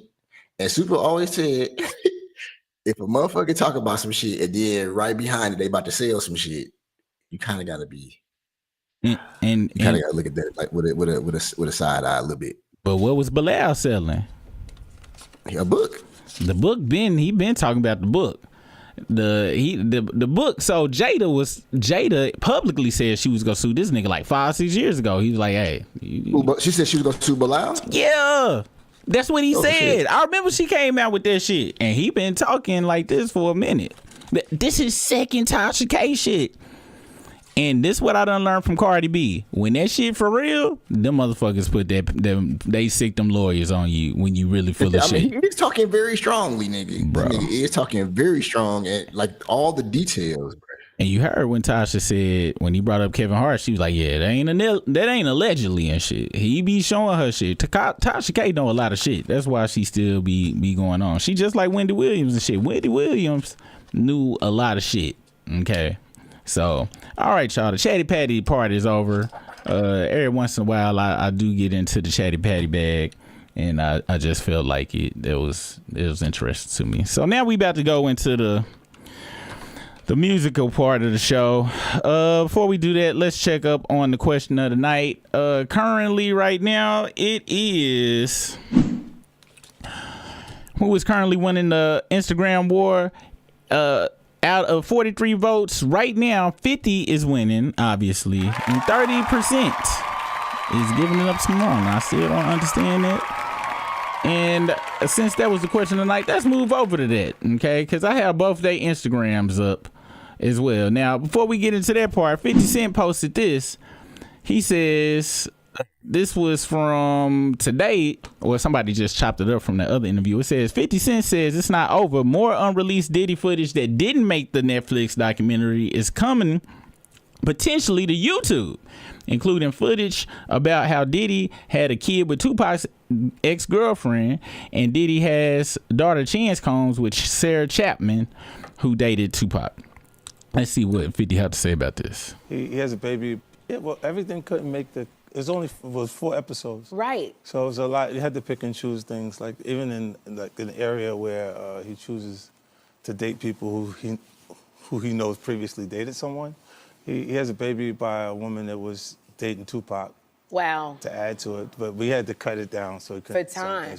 Yeah. So are you coming out? I know next year is going to be a number 2, season 2. Or I just put it on YouTube. I just put it on YouTube. Well, we can subscribe and get it. That's. See, and this how I further know that this is pure hate from this is grade A hate right now. Now, do you feel like this is too far? Like, do you feel like this is too much? Considering who 50 is and they beef, I don't think it's too much. But 50 did mention the fact that Diddy was dating other people, exes and shit. Yeah, somebody else brought that shit up. I remember we watched that video the other day where she mentioned all of the people after they got into it. Diddy either got with their girl or got the girl pregnant and shit. So that is part of his MO. So I'm talking about him saying that little piece right there. All the folks that say part of why he doing it is because he mad about his baby moms and shit. That would mean 50 has love in his heart, and I don't think he has room for that I really don't. I think 50 is a narcissist, and narcissists look at people as objects, not like a person. So she was in his life. He knows how to emote and how to make it seem like he liked the rest of everybody.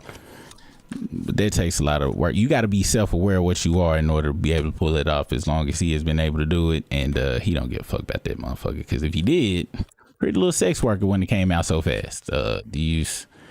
It would have been different, because guess what? He didn't give a fuck about his son seeing them words and none of that shit, because he don't give a fuck, because that's a revenge first child baby. That is a revenge blazing on my first son baby. 'Cause that's why he'll put all this shit out about her, because he don't give a fuck about the other little boy and shit, because that little boy was just to get back at his son. But like I said, you gotta be a certain kind of person to see this shit and be like, yes, people think like this for real. A lot of people can't understand how people just will create a human to get back at another human, until you look at Cardi B. All right, now Marlon Wayans and 50 Cent have been back and forth, as we see, and Marlon really been looking crazy out here. His original statement was, you seen the original statement he said, where he was like, oh, the people can put a narrative out there about you, and now who's saying it? You got to look at who's saying it. And he was talking about the 50 Cent documentary. And I remember seeing it. I was like, this is not the time to be talking about, look who's saying it, a narrative. If you go say a statement like that, you got to say, hey, y'all, I don't agree with shit that Diddy did at all. However, people can just make up shit about people sometimes. I'm not saying that's the case, but they can't have. He didn't do that, though. Okay, he did not do that. What he did do, though, was get into it with 50 Cent, which was not a good idea. So after he said that, that's when 50 started posting shit about him. I think this is one of his first posts about him, when he said something, if I'm not mistaken. This 50 Cent's Instagram right here. Let's see what this was. Well, that one with that dude Gene is what started it, wasn't it? Let's see. That's right. And the dude said, yo, I'm here for my cousin. I said, who your cousin? And he said, No, my bad. That's the way he talking about Ja Rule. My bad. That ain't that. Oh, yeah. So I believe this is the first thing he posted about Marlon when Marlon tried to come for 50, I believe. And let's see where the first Marlon one was, because that's why I was over there and shit. I think he might have took it. He might have took it off and shit. Yeah, I think he took his off. But this is what he posted, Marlon saying. Those aren't the type of parties that I go to. I don't frequent those type of parties. And even if I go, like I said, been doing Diddy parties for 15 years, and I must say, you never let me down, Puff. Ain't no party like a Diddy party. Good times, people. I've never seen any of this. I'm like, when I hear about it, when did that happen?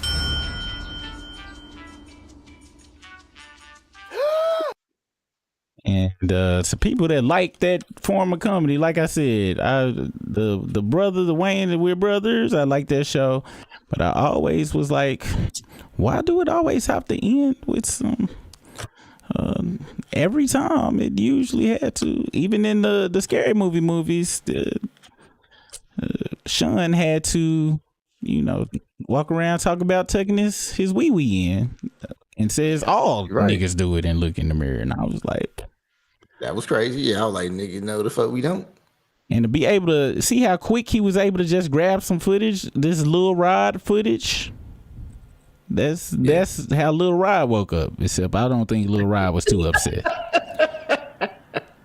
Hey, so 50 people edited that shit is on point with their editing skill. I think that was from a real movie though. Like I think that's just. I think that was. No, I'm talking about all the shit he put together, like the clips. Yeah. It probably that damn AI shit. That what's that shit called? Sora shit. Yeah. The one where you can put clips in and it put it together for you. So when he posted that. He posted 12 Years a Slave with 50 Cent face on it. I didn't get that one. No, nobody thought. I don't think anybody got it because I still don't understand what this was supposed to be. I think he just put some on AI and put that out. Let's see if people in the comments understood it. Let's see.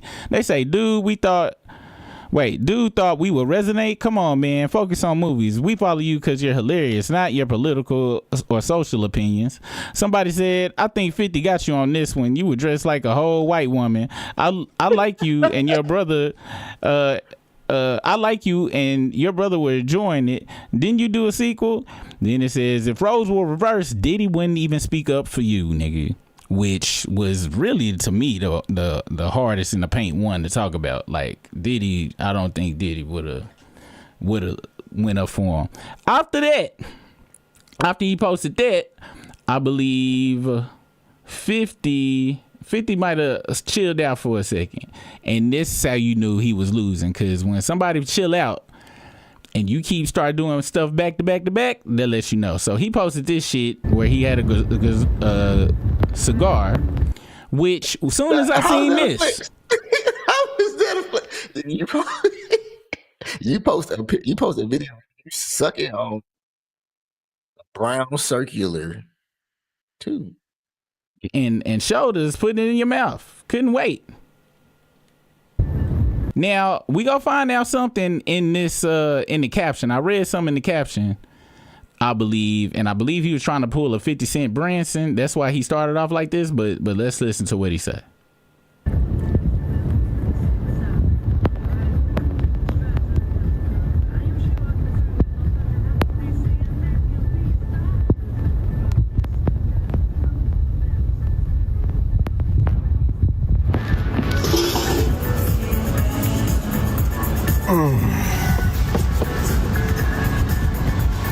Zero fucks. Good day. This shows you give 8 bajillion fucks. This was 8 quadrillion fucks worth of shit. What the fuck are you talking about? Now let's go back to the freeze frames and how look how he was salivating for this motherfucker. So crazy, nigga. Why would you post this? Now, why would you post this? But you beefing with 50 Cent, nigga. You beefing with 50 Cent and you posting shit like this. It said just enjoying my life in a Liga Tridente cigar, calm before the storm. For the record, I don't condone any abuse of women, period. Unlike some people who have a track record of domestic violence, I got 5 sisters and a mother I honor. I rep us always. Don't let anyone create narratives. Once you hear the word narrative, I tell y'all this all the time.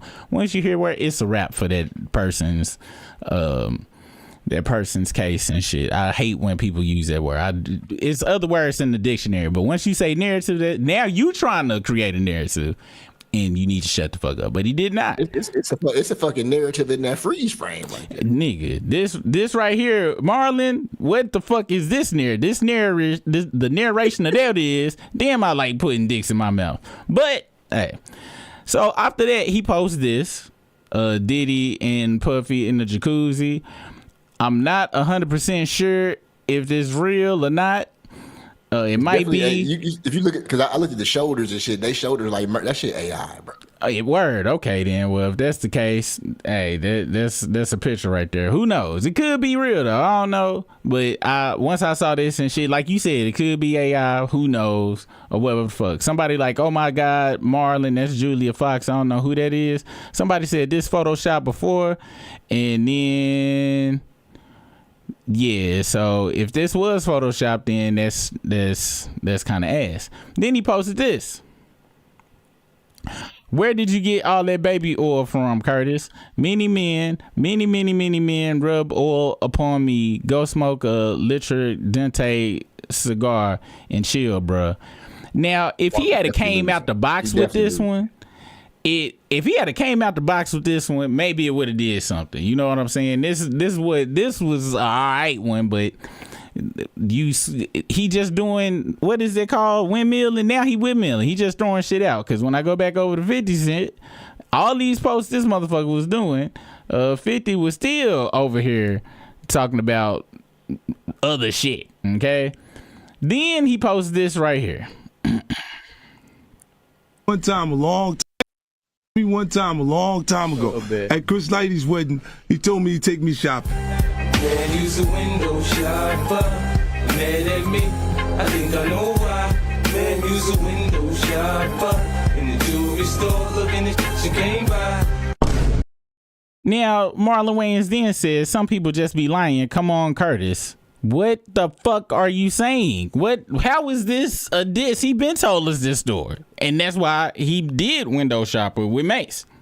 Which I have said a bajillion times. It's a real kind of crazy way to get back at a nigga by showing that you taking another nigga out shopping. It sounds like he was like, hey, I'll take your pussy and show your pussy a better time. Hey, that's just me. I don't put nothing past none of these niggas. But Marlon, this wasn't funny. What the fuck? Then this when you knew he had snapped. Check this out. I'm gonna make it abundantly clear. I'm not here defending Diddy. I am here because I got dragged into this because somebody asked me a question and I had an opinion. Nobody's wrong for giving an opinion about any subject, period. I'm not here defending Diddy. Don't let the narrative fool you or get to you. Once again, somebody's creating narratives. This is my point. So please look at the whole clip that I did and then look what happens with the narrative. And that's what I'm telling you. Y'all people don't be sheep.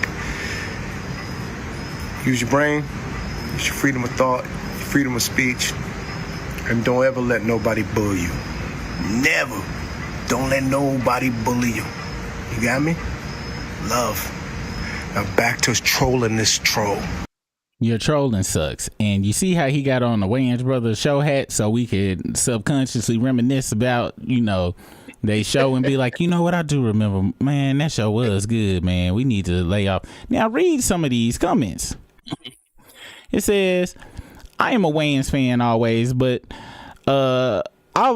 I am a Wayans fan, always have been, but from the words Marlon spoke in regards to Diddy, I was looking sideways. 50 is not kicking a man when he's down. Diddy has tons of evidence, including footage that 50 didn't film. So to have a negative opinion because 50 is a smart and fearless businessman is crazy. The footage of Cassie is the true definition of kicking a man while they down. 100% that completely sealed it for me. What if Cassie was a 2-year-old child or an 88-year-old mother? Yeah, think about that. I ain't got to think about that shit. That was a person and shit. It could have been a dog. You can't kick a dog like that and shit. It don't matter what age. You shouldn't be kicking any. The only thing that should be getting kicked like that is a goddamn football or soccer ball or some shit, not a human being. This person says, come and show how stupid humans are. You must be trying to get some tickets and shit. Somebody said adults don't pay mind to kids in grown-up conversations. You want, okay, I guess they going back and forth to each other. A couple of people was going, these are recent, but it was some older ones. It was like, nigga, if you don't get your ass off the internet, man, we like you though, but you losing. You are losing. Then he posts this right here. It says, how long ago is this? This is 8 hours ago. It says, Curtis, today we go focus on your ugly. Where shall I start? So much ugly to choose from. It's a problem, sir. How you ugly in the suit? You may want to lay off them roids, old smashing machine ass. That button is struggling to keep your fit hat ass in the suit. One deep breath and pow. Your fat buff ass popping out that shit like biscuits. Wow.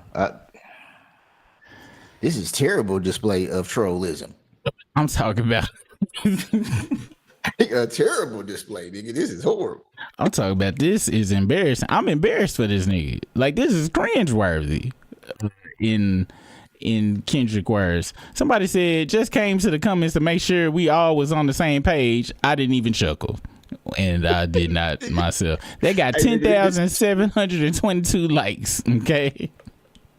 This nigga comedy is equivalent to when Drake came through was talking about the nigga had a size 7 shoe on, nigga. Nigga, this is Drake. This is Drake. I'm talking about, nigga, that you can't equate this to nothing else but Drake. I know that nigga got more jokes. This nigga grew up in that house. He gotta have better jokes than that. Hey, this motherfucker posted, problem is we actually love you, Marlon. You're breaking our hearts. And this is really sad on how you going out. Somebody said, big fan, Marlon. These are not landing. 5,000 likes. Somebody said, "Stop while you funny, Marlon. This wasn't funny." 6,000 likes. And it was a sad state of affairs. Now, on the flip side of this, as you see, I don't think this is Marlon related. Nope. This is his new US Weekly cover. Business shit. This is more business shit. Stranger Things earns. What you sharing right now, though? Oh, my bad. This 50 Cent's page. When you go back to 50 Cent's page, he posted that one thing, then business shit, him in Esquire magazine, then more business shit. He got 21 million views on Netflix, business shit. More business shit. This motherfucker was on US Weekly cover. Then more business shit. The Knicks versus Toronto, who you got? I'ma feel this is 50 Cent action. I guess that's his gambling shit. Okay, which he got his revenge child in his as his profile picture. Then more now more petty shit against what's his name? Diddy. And this was funny. Somebody did an AI of if Eddie Murphy had did the two dummies between 50 and him. Hey Puff, you watched that Netflix documentary? Cause bro, they had you looking like the final boss at Bad Boy Records. Man, don't start. Even my smart television unplugged itself during that. Be honest, Puff, how many times you paused it like dang, did I actually do that? Pause? Huh? I hit rewind, fast forward, prayed over it. Netflix traumatized me. I think I need therapy after that documentary. Boy, your therapist gonna need therapy listening to you. Now that wasn't funny, but it was neat. It was very neat and shit. Once again, didn't say shit about Marlon. Then he posted himself with Maury Povich. For no reason. He's kicking it with Maury. More business shit, more business shit, more business shit. Now, that was later. Now, then he posted this about Marlon right here. And Marlon was in some Jamiroquai pants from 97. That's exactly what that is now. You can. and these goddamn the reverse of the shoes that Bilal had on, surrounded by balls, multicolored balls, with a rainbow hat, lips pursed like Drake. This is a Drake photo. We slip over here to the second side. It gets worse. Now he is in a bathtub of balls.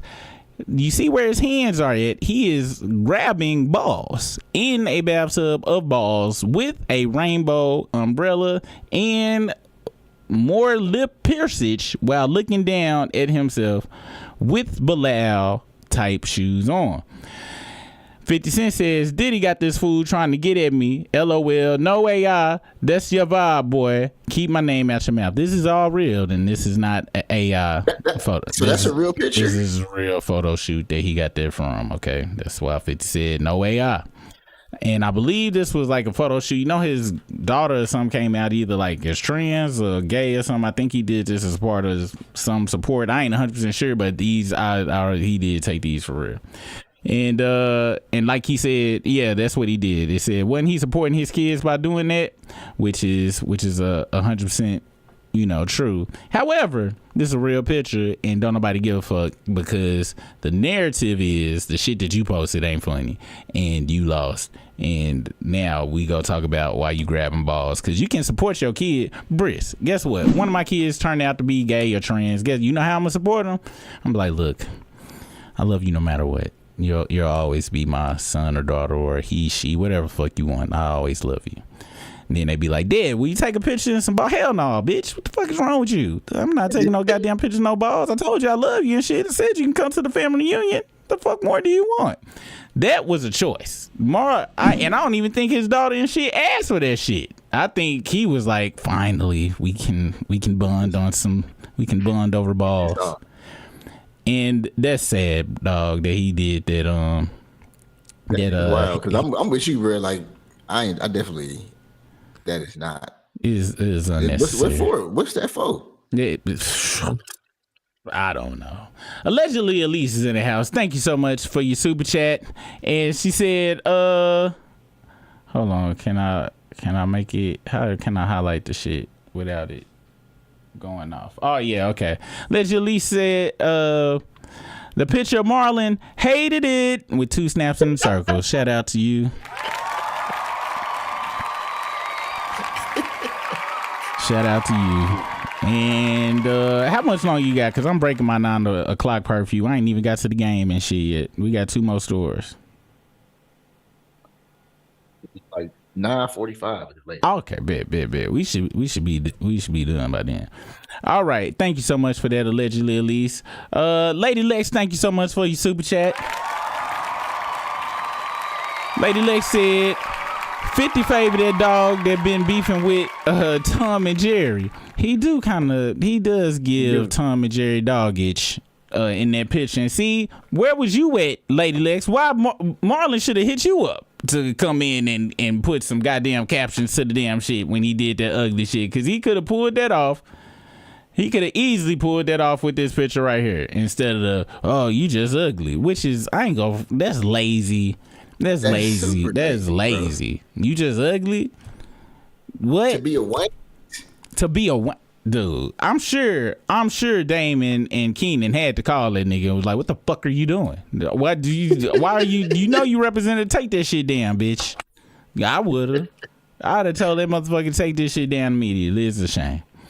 All right, y'all. One more thing. Joe Budden was asked a few questions. He was on this podcast. He got asked about the Clips album, if it was better than Utopia by Travis, and he said by leaps and bounds. He totally agreed with that. Nothing to really listen to. Joe Budden also said the Drake streak and quality of music simmered down after Scorpion, and then goes to say that the Shitty Songs for You and Her Loss and All the Dogs were great albums. So apparently he is back on drugs. Exactly. Sadly. But the reason I bring this up is because I was scrolling down through the comments, and then this shit popped up, and this was a response to another post he did, and somebody posted this, and somebody was like, "This is not a real pic, right?" And this motherfucker was like, "It's as real as it gets." Somebody said, "Why is this saved in your phone?" Somebody said, "I'm almost afraid to ask for context."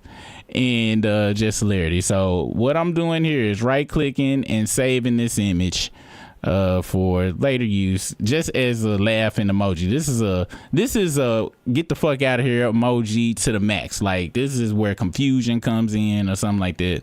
But that's a wild freeze frame to get caught up in, man. And I'm like, damn, did the nigga like fall back and like lean back real hard and just caught him, but his mic right there and he's got the table in front of him, so that he threw his legs up while he was sitting down like that. He did throw the legs did go up. Shoe off too. I think that's how even though Lil Rod told us he woke up and just was surprised about shit, this looked like how Lil Rod really was waking up when he was at Diddy's house, in my opinion. All right.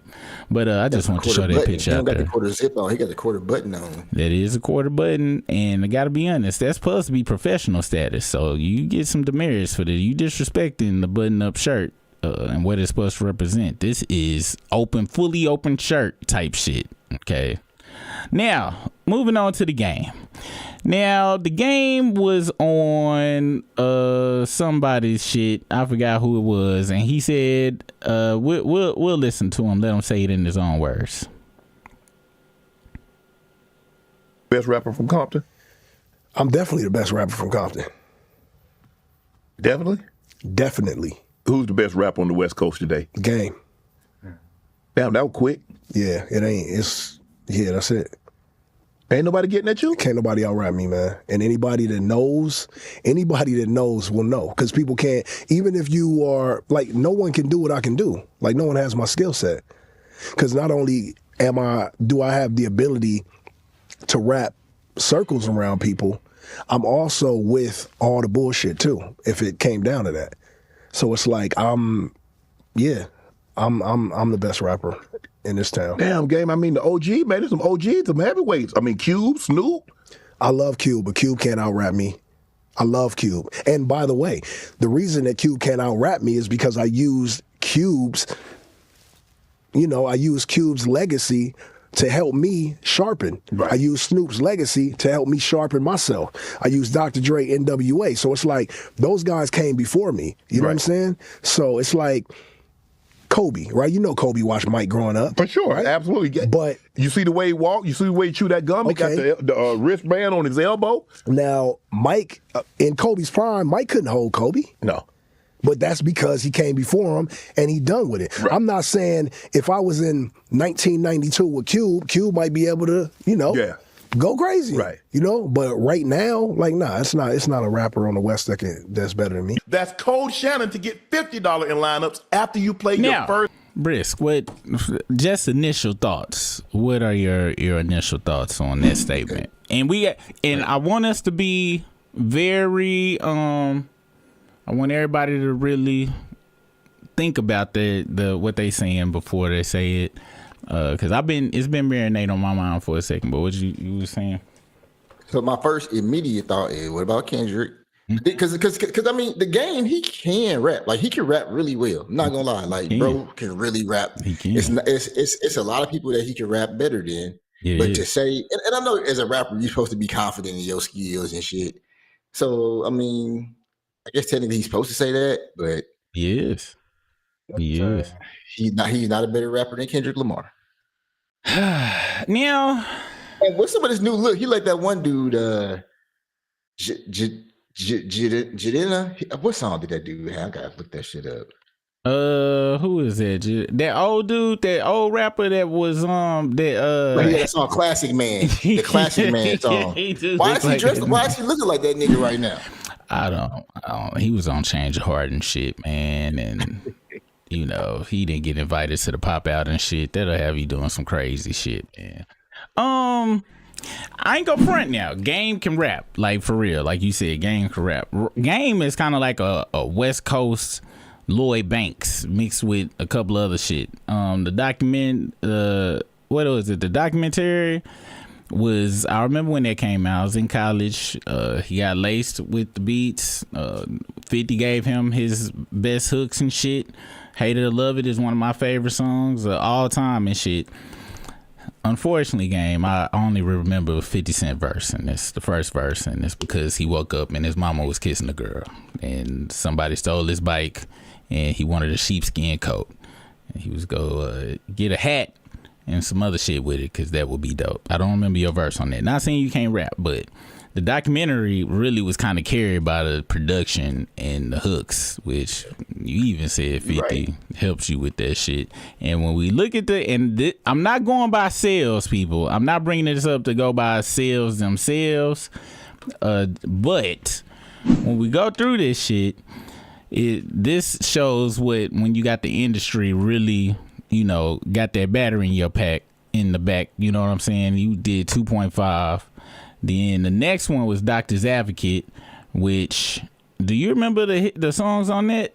Was this the one that had the remix to Young Blood on it? One Blood, One Love, that was like 8 bajillion years? Like, it was 50 versions of that shit? Let's see. I can't remember. I'm gonna have to look up the album, the song I need. And then let's see. Yeah, I can't see when the Young One Blood came out. Something I remember. But yeah, and then you see that it just kind of continuously slid down. LAX. Now, I ain't gonna front the Red album. That goddamn Ali Boombaye, whatever that song was with Rick Ross and 2 Chainz, was hella dope, and he was really rapping. But you didn't out rap 2 Chainz on that bitch. 2 Chainz snapped on that bitch. I gotta be honest and shit. And it just kind of further slid down. Documentary 2.5, 1992 Born Rap, and it starts kind of looking like Jim Jones' discography as we go down. And now, so for you to be the best rapper out of Compton,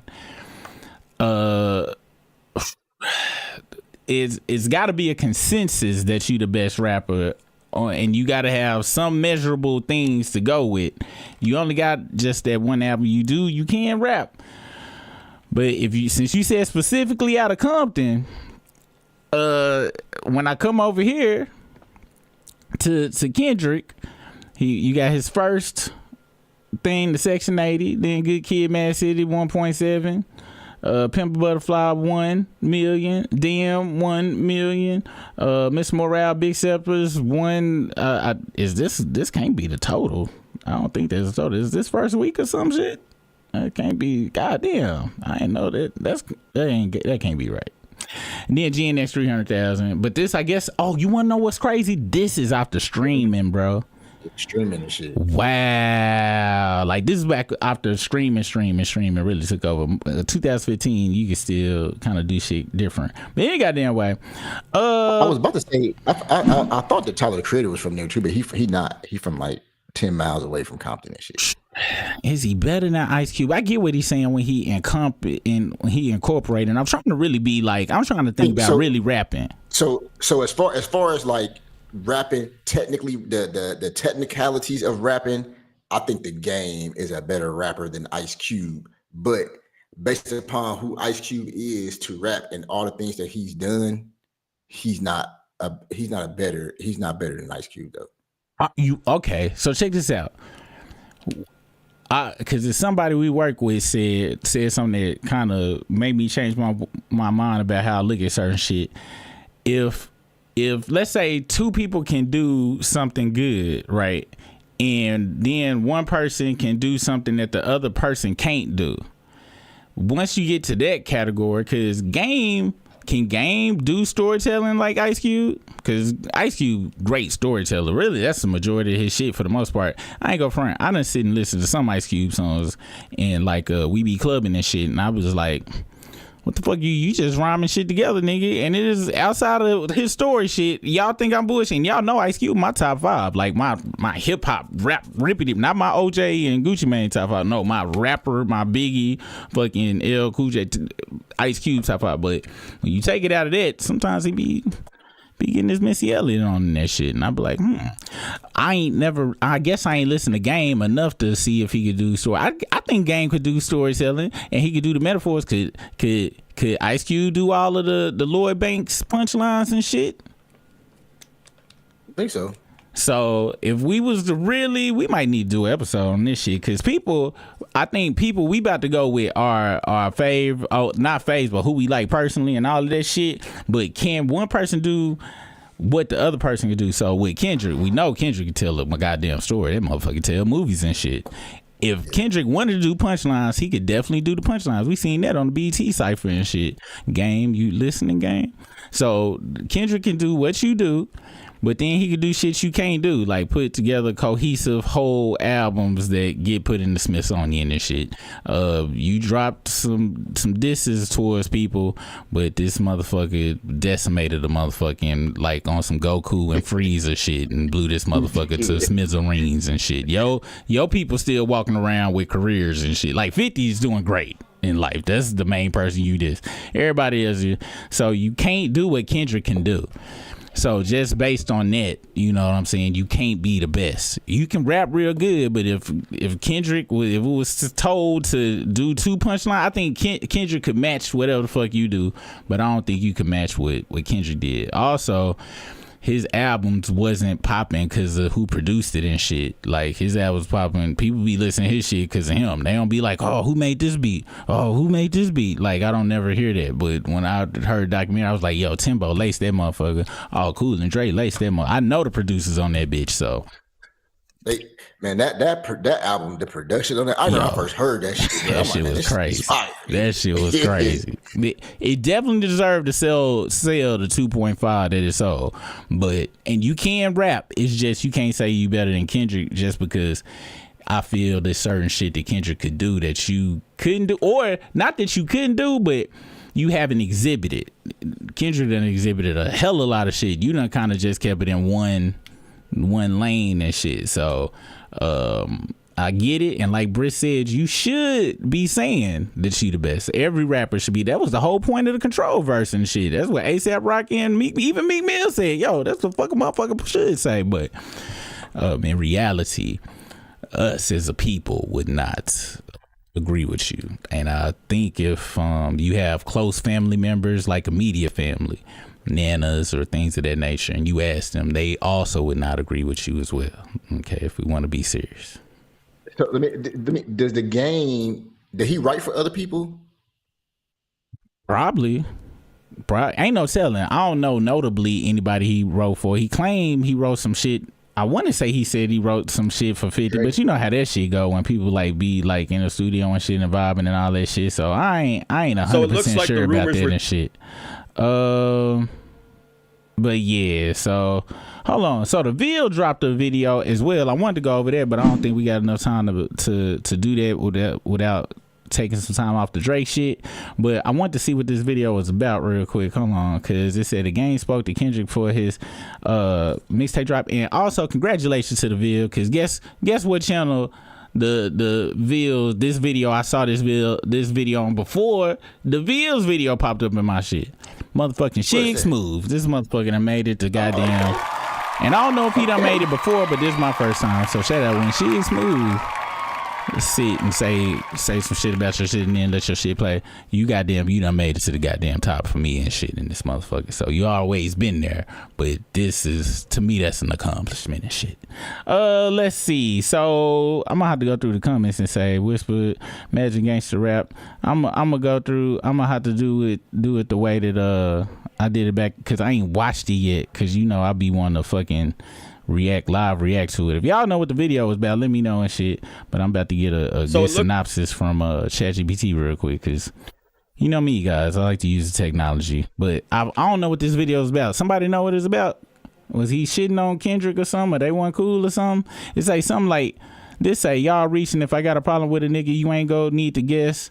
Secondly, y'all weird ass Me Too fans ride anybody nuts. The internet tell y'all the two.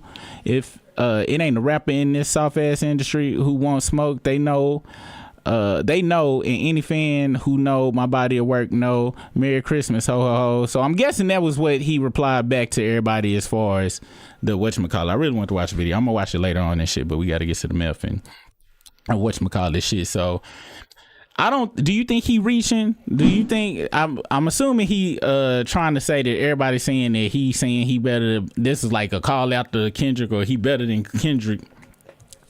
He claiming they reaching this shit. If you say you the best rapper in Compton and Kendrick just had the last 2 years he had, that's the first person motherfuckers gonna think about. Be like, so basically that make a motherfucker feel like I'm better than Kendrick, nigga. Because not unfortunately, but that's what the fuck you said and shit. Like, this, what do you mean y'all reaching? Unless I'm missing something else. Because he said, if I got a problem with a nigga, you ain't gonna need to guess. Just cause you said you the better than somebody. Now if they mean it's a problem, just cause you say you better than somebody don't mean it's gotta be a problem.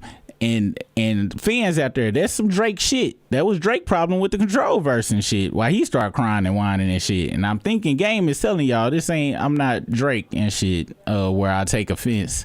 That he don't think Kendrick would take offense to it. Kendrick just gonna come out and out rap that nigga though. If it was that case and shit. So, which he already know. We just looked at the shit like. Kendrick had a Michael Jackson ass year, nigga. Like he had a Thriller year. He had a 87 bad year. 2024, 2025. Like, you've never had that game, okay? So let's be real here, all right? This nigga Kendrick picked up some new fans and shit. I had to make a new rap category for a new top 5 to put that nigga on the list and shit.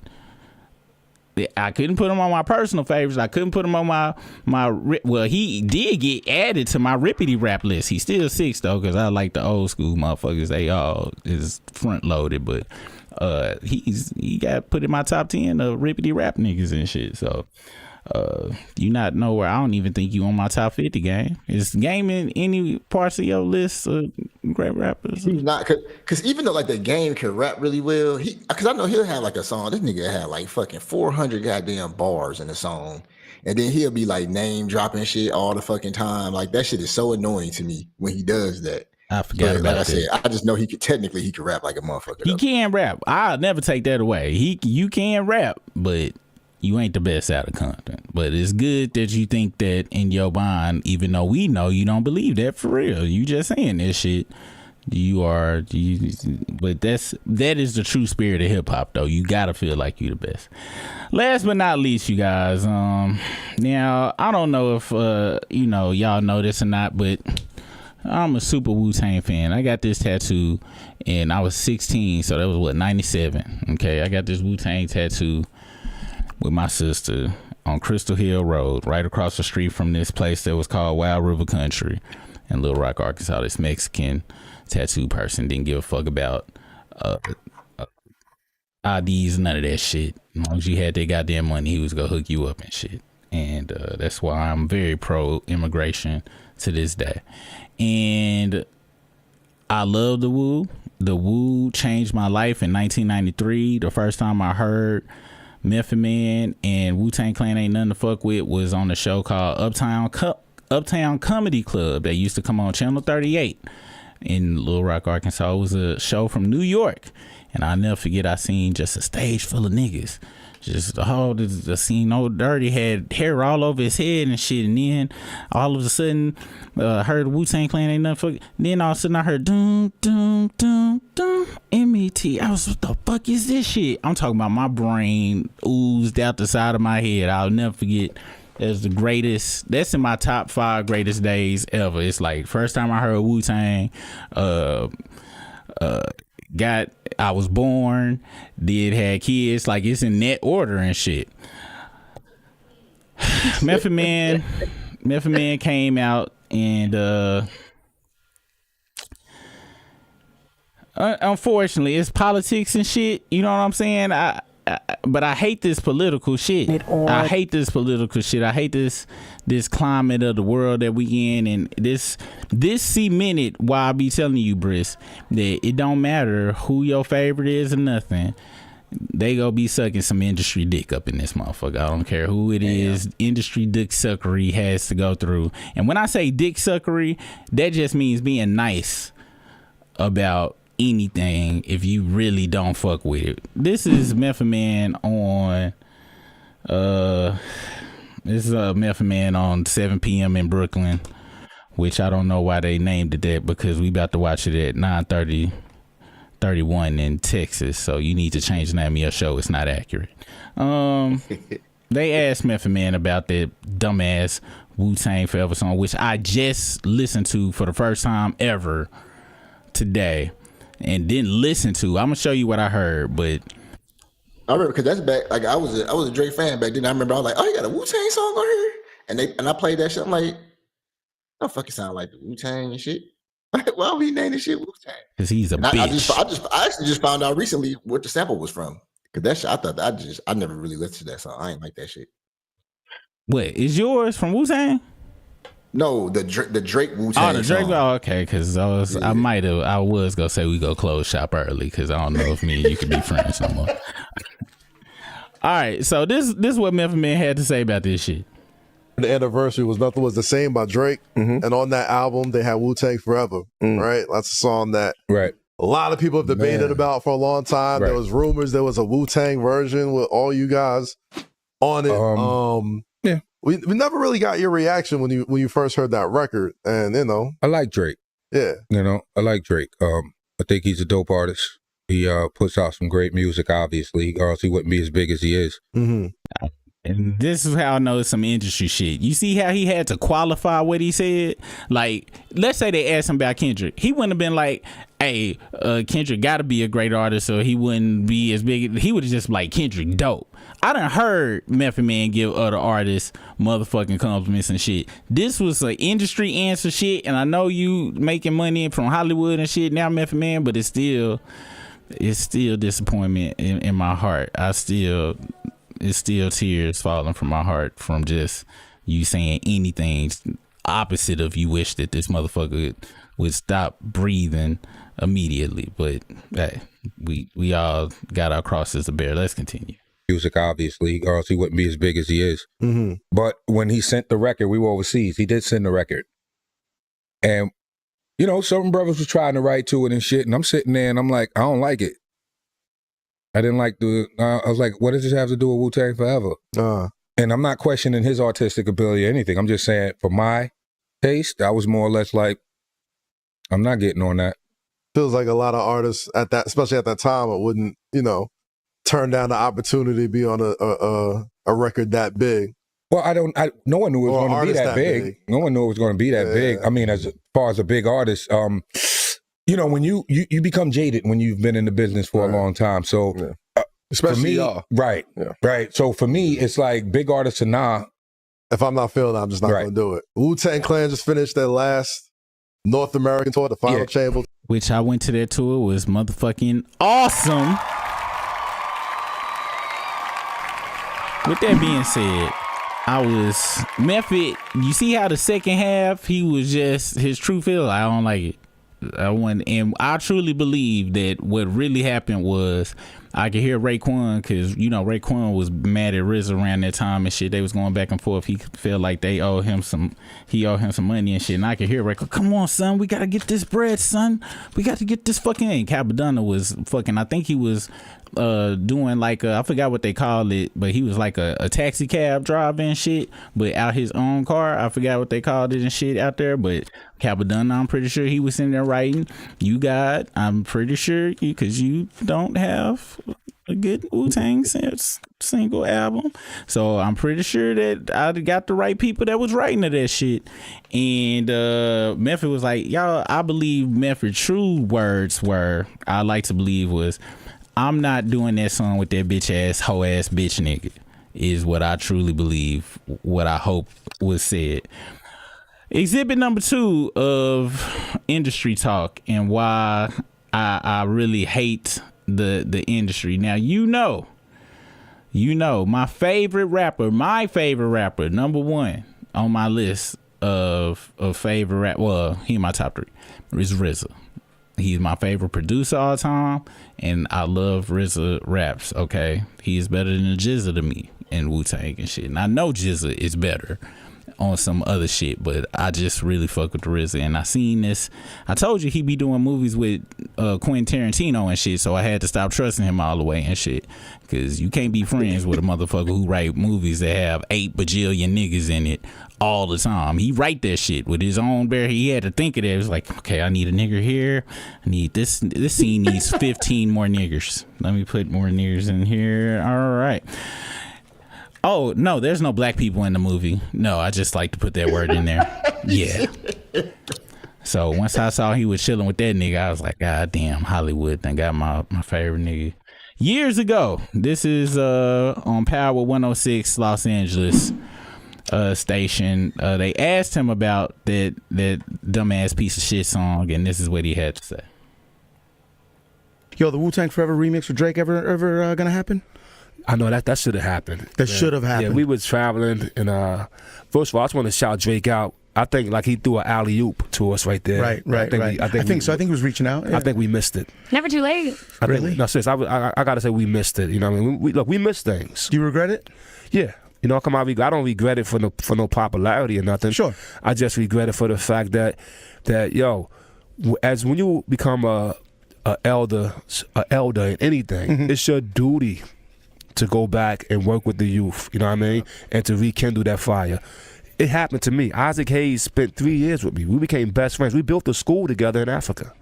Okay? Because his wisdom of what he'd been through helped me get through what I was going through. And what he said that was going to happen to me, happened. Okay? Quincy Jones, another great person who I know a lot of us in the industry. And I ain't even listened to the whole shit, and now I forgive the RZA again, because every time I hear him, he gives knowledge out. Him and goddamn motherfucking Isaac Hayes built a whole school in Africa.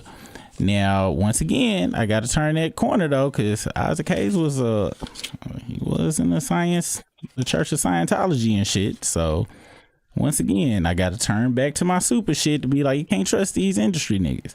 With that being said, there was a Hollywood shit when they asked Hollywood answer when they asked him did he regret it. He said no, but not on no popularity shit. Goddamn it, we Wu-Tang, we don't need that nigga.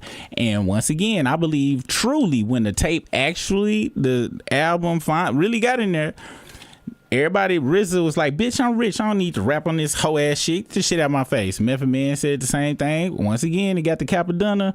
Yes, son God. I need this check. Let me get the writing of this shit. Come on, y'all. We can.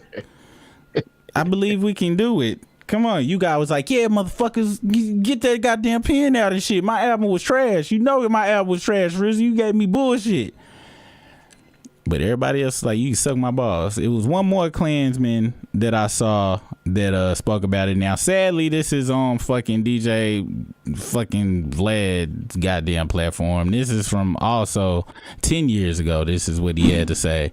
I would like to say I do not endorse Vlad. This is what the fuck you supposed to do, Marlon, next time you want to talk about some shit. Because low-key, this is giving this motherfucker a clicking of you and shit. But you supposed to say some shit like this before you say some shit where I hope Vlad does not wake up in the morning, because he is a detriment to hip hop and a piece of shit. And I hope this clicking of you get lost somewhere in the algorithm and shit. That's what the fuck you supposed to say before you about to support something that you really don't support. Okay, all right. Hyperbole and goddamn allegedly and all that shit and shit. Probably go choking that goddamn beard that's made out of goddamn Scandinavian pubic hairs and shit.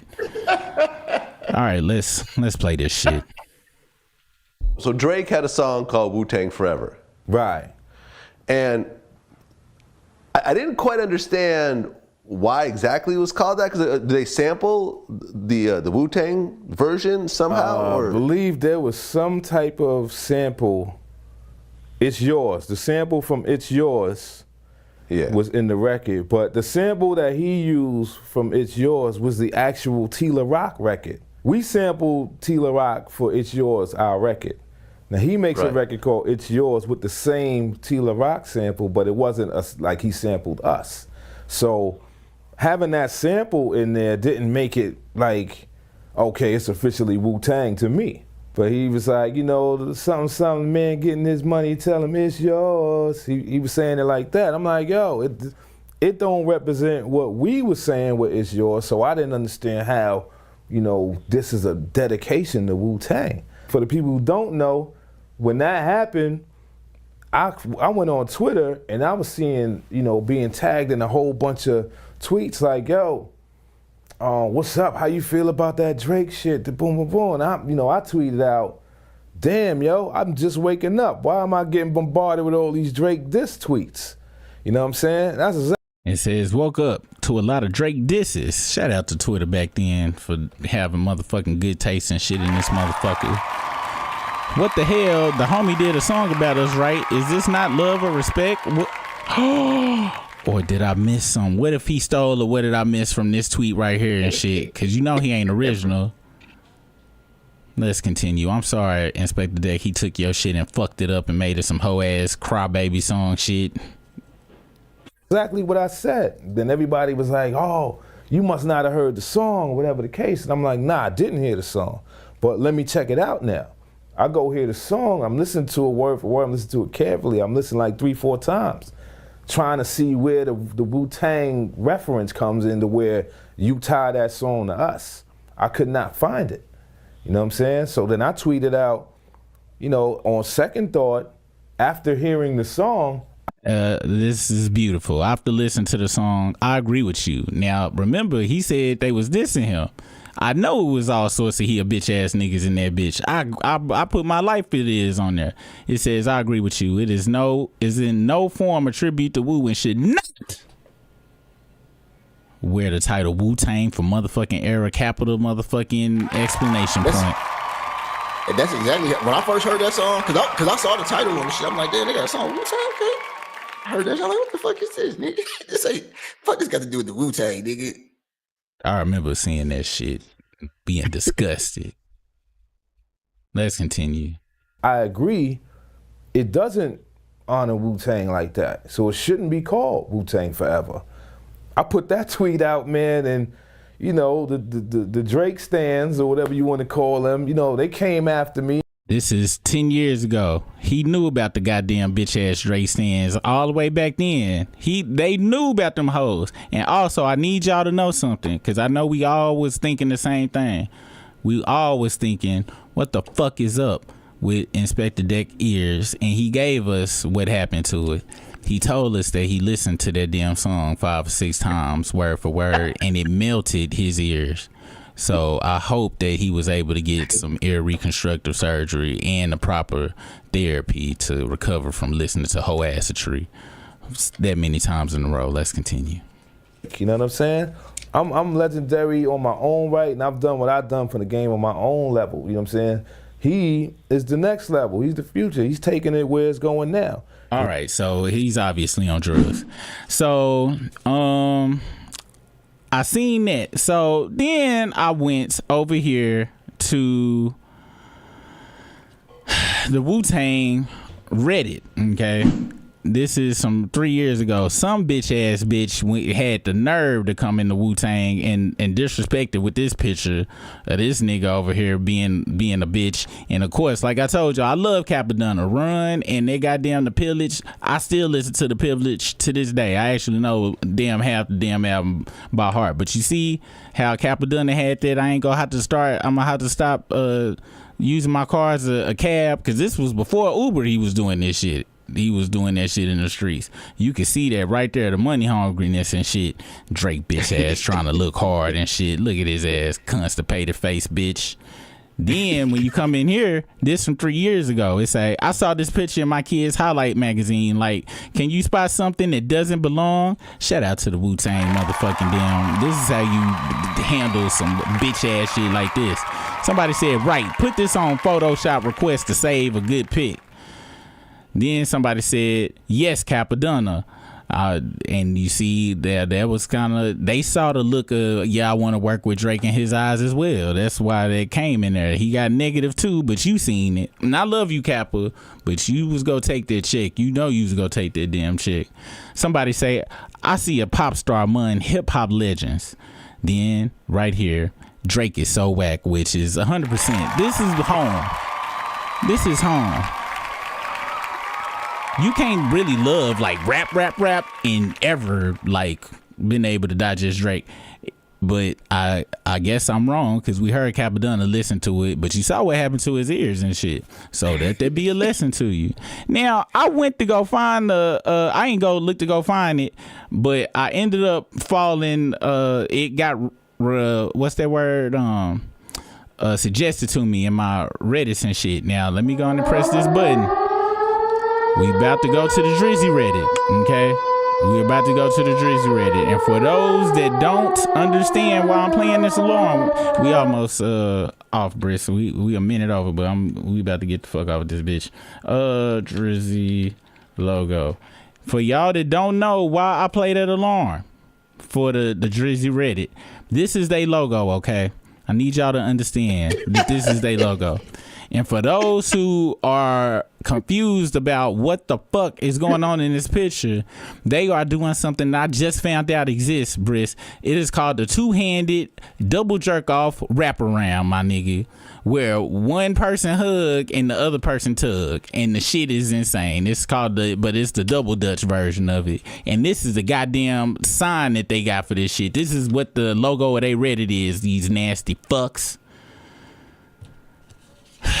So somebody posted a year ago in this piece of shit, the making of Wu-Tang Forever. Now, I want y'all to see something, okay? I want y'all to see something, all right? First off, I'm going to just play a smidge of it so y'all can hear how stupid this song sounds. Now, if y'all did not know this is actually... oddly enough, y'all know how Hey Ya is a song about getting a divorce and shit. Come to find out, this is a song about the first time that he let Baca fuck him in the asshole, and that's what he said. It made him sing it like that. I need y'all to listen. Nobody is yours. It's yours. And 40 was like, oh my gosh, this shit nasty to the motherfucker, man. I'm sick. This shit is making me sick listening to it. I think it's giving me leukemia and shit. And that's why he's sitting there. And now, it might have been the cigarettes, but I think it was the music. Now, then you got Drake. I'm going to say 40 was smoking the lewdest joint I ever seen in my life, nigga. Yeah, that was probably crack. And then he's sitting next to Drake. You can't sit next to that hoe ass nigga sober. Then check this out. Look at Drake. As usual, he got a pad, but no pen. He don't got no pen. No pen at all. But look what he about to pick up now. Watch this. Watch this slowly. And as you see, he reminiscing and put his neck in dick suck motion as he reminiscing on sucking Baca's dick to his Baka fucking him in the ass anthem. Now, as you see, I watched this all the way to the end because I was like, all right, let's see if he pull out a pen or something and he get the writing or something, or let's see. Well, as you see, look at it. He reading the goddamn lyrics from somebody that texts him the goddamn lyrics. As usual, just like at the Funk Master Flex shit. And this you's got to be an untalented motherfucker to suggest a song about sucking dick, but still need somebody to write the lyrics for you about your experience of sucking dick. That shit is wild. You untalented piece of shit. You yellow eggnog, too much drinking eggnog turd looking like motherfucker. All right. Well, we've reached the end of the show. As usual, thank you so much for joining us here at the Struggle Stream. Let's give a shout out to the supporters. Let us see who gave we can give some production credits to tonight. Extra production credits, because everybody at the bottom makes this show what it is, makes it what it happened. If you see this is the Struggle Crew shout out to all the Struggle Crew out there. Thank you so much. If you would like to join, it's only $2.99. We really appreciate you. The people that did some bonus shit though for us tonight, Ariel Smoke, thank you so much. We appreciate you, brother. Allegedly Elise, thank you so much. We appreciate you as well. Lady Lex, Super OG, we appreciate you. Thank you so much. Allegedly said, it's raining men. Hallelujah, it's raining men. That was probably the real remix he wanted to do to that goddamn issue or song. That nasty motherfucker. And y'all was listening to that nigga. I'm praying for you, Inspector Dad. I know you still healing from listening to that shit. And LL Biddy, thank you so much for your support as well, who is a quadruple OG. And shout out to all of the moderators. She a moderator as well. LL Biddy said, Game is just trying to pay his bills by grifting. Another example of 7 degrees to 50, 100%. He is a grifter. And like Britt said, he is a nasty ass name dropper. That motherfucker can't do shit without name dropping. You name dropper. All right. Well, as usual, thank you guys for joining the Struggle Crew, and joining the Struggle Stream and making us your second shift procrastination destination station. If you on your shift, I know it ain't. If shift, be safe out there. Oh, did almost freeze. I was about to slap the shit out of this computer. Please be safe out there. All right. There are substances that you can take to stay awake, but make sure one of those substances that you take is not cocaine. It is not what we doing in the year 2025, unless you got glasses like these. You need some safety glasses to take cocaine to stay awake. I saw that on a law book somewhere. Thanks for all the likes, the regular likes, super chats, just watching it. We just appreciate you for watching it. Make sure you share this with a friend or Nana. Nana might enjoy this show. We really appreciate y'all. Thank you for all the jobs you do. All our jobs are very important. Once again, if you want to join the Struggle Crew, make sure you go to that description, hit that $2.99. Also, make sure you go to my other channel, What's the Business? WZTHEBIZNESS. What's the Business with Super Rig? I talk about other shit over there, but when the Struggle Crew come over there, I end up talking about Chatty Patty shit too. You never know. Tomorrow I'm talking about Trump shit, all Trump MAGA shit, and we gonna talk about how he just finished joking about running for a third term again, and his campaign manager said he go campaign for this midterms, even though that's usually not what a president does, and we gonna go deeper into that. So if you want to hear about that and all that shit that motherfucking spicy ass white motherfucking Nick Fuentes, non-virgin booty hole ass bitch been saying when he was on the damn something Morgan show. I'm gonna talk about that shit tomorrow. Yeah, we gonna talk about that shit and how he need a foot in his motherfucking mouth. Briss, is there anything else you want to say before we get out this bitch? Say, man, when I woke up this morning, I did not know I was gonna come in this show and talk about Jada Pinkett Smith as fucking Tyrese and Carlton, nigga. I'm saying this shit is crazy as fuck to me, bro. I'm still like blown away that was a conversation today. Hey, Carlton being in the bloody pulp is almost as shocking as when I found out they said when Superhead said she saw Big Tigger in the same position. I wonder if they use they put the towel down first and shit.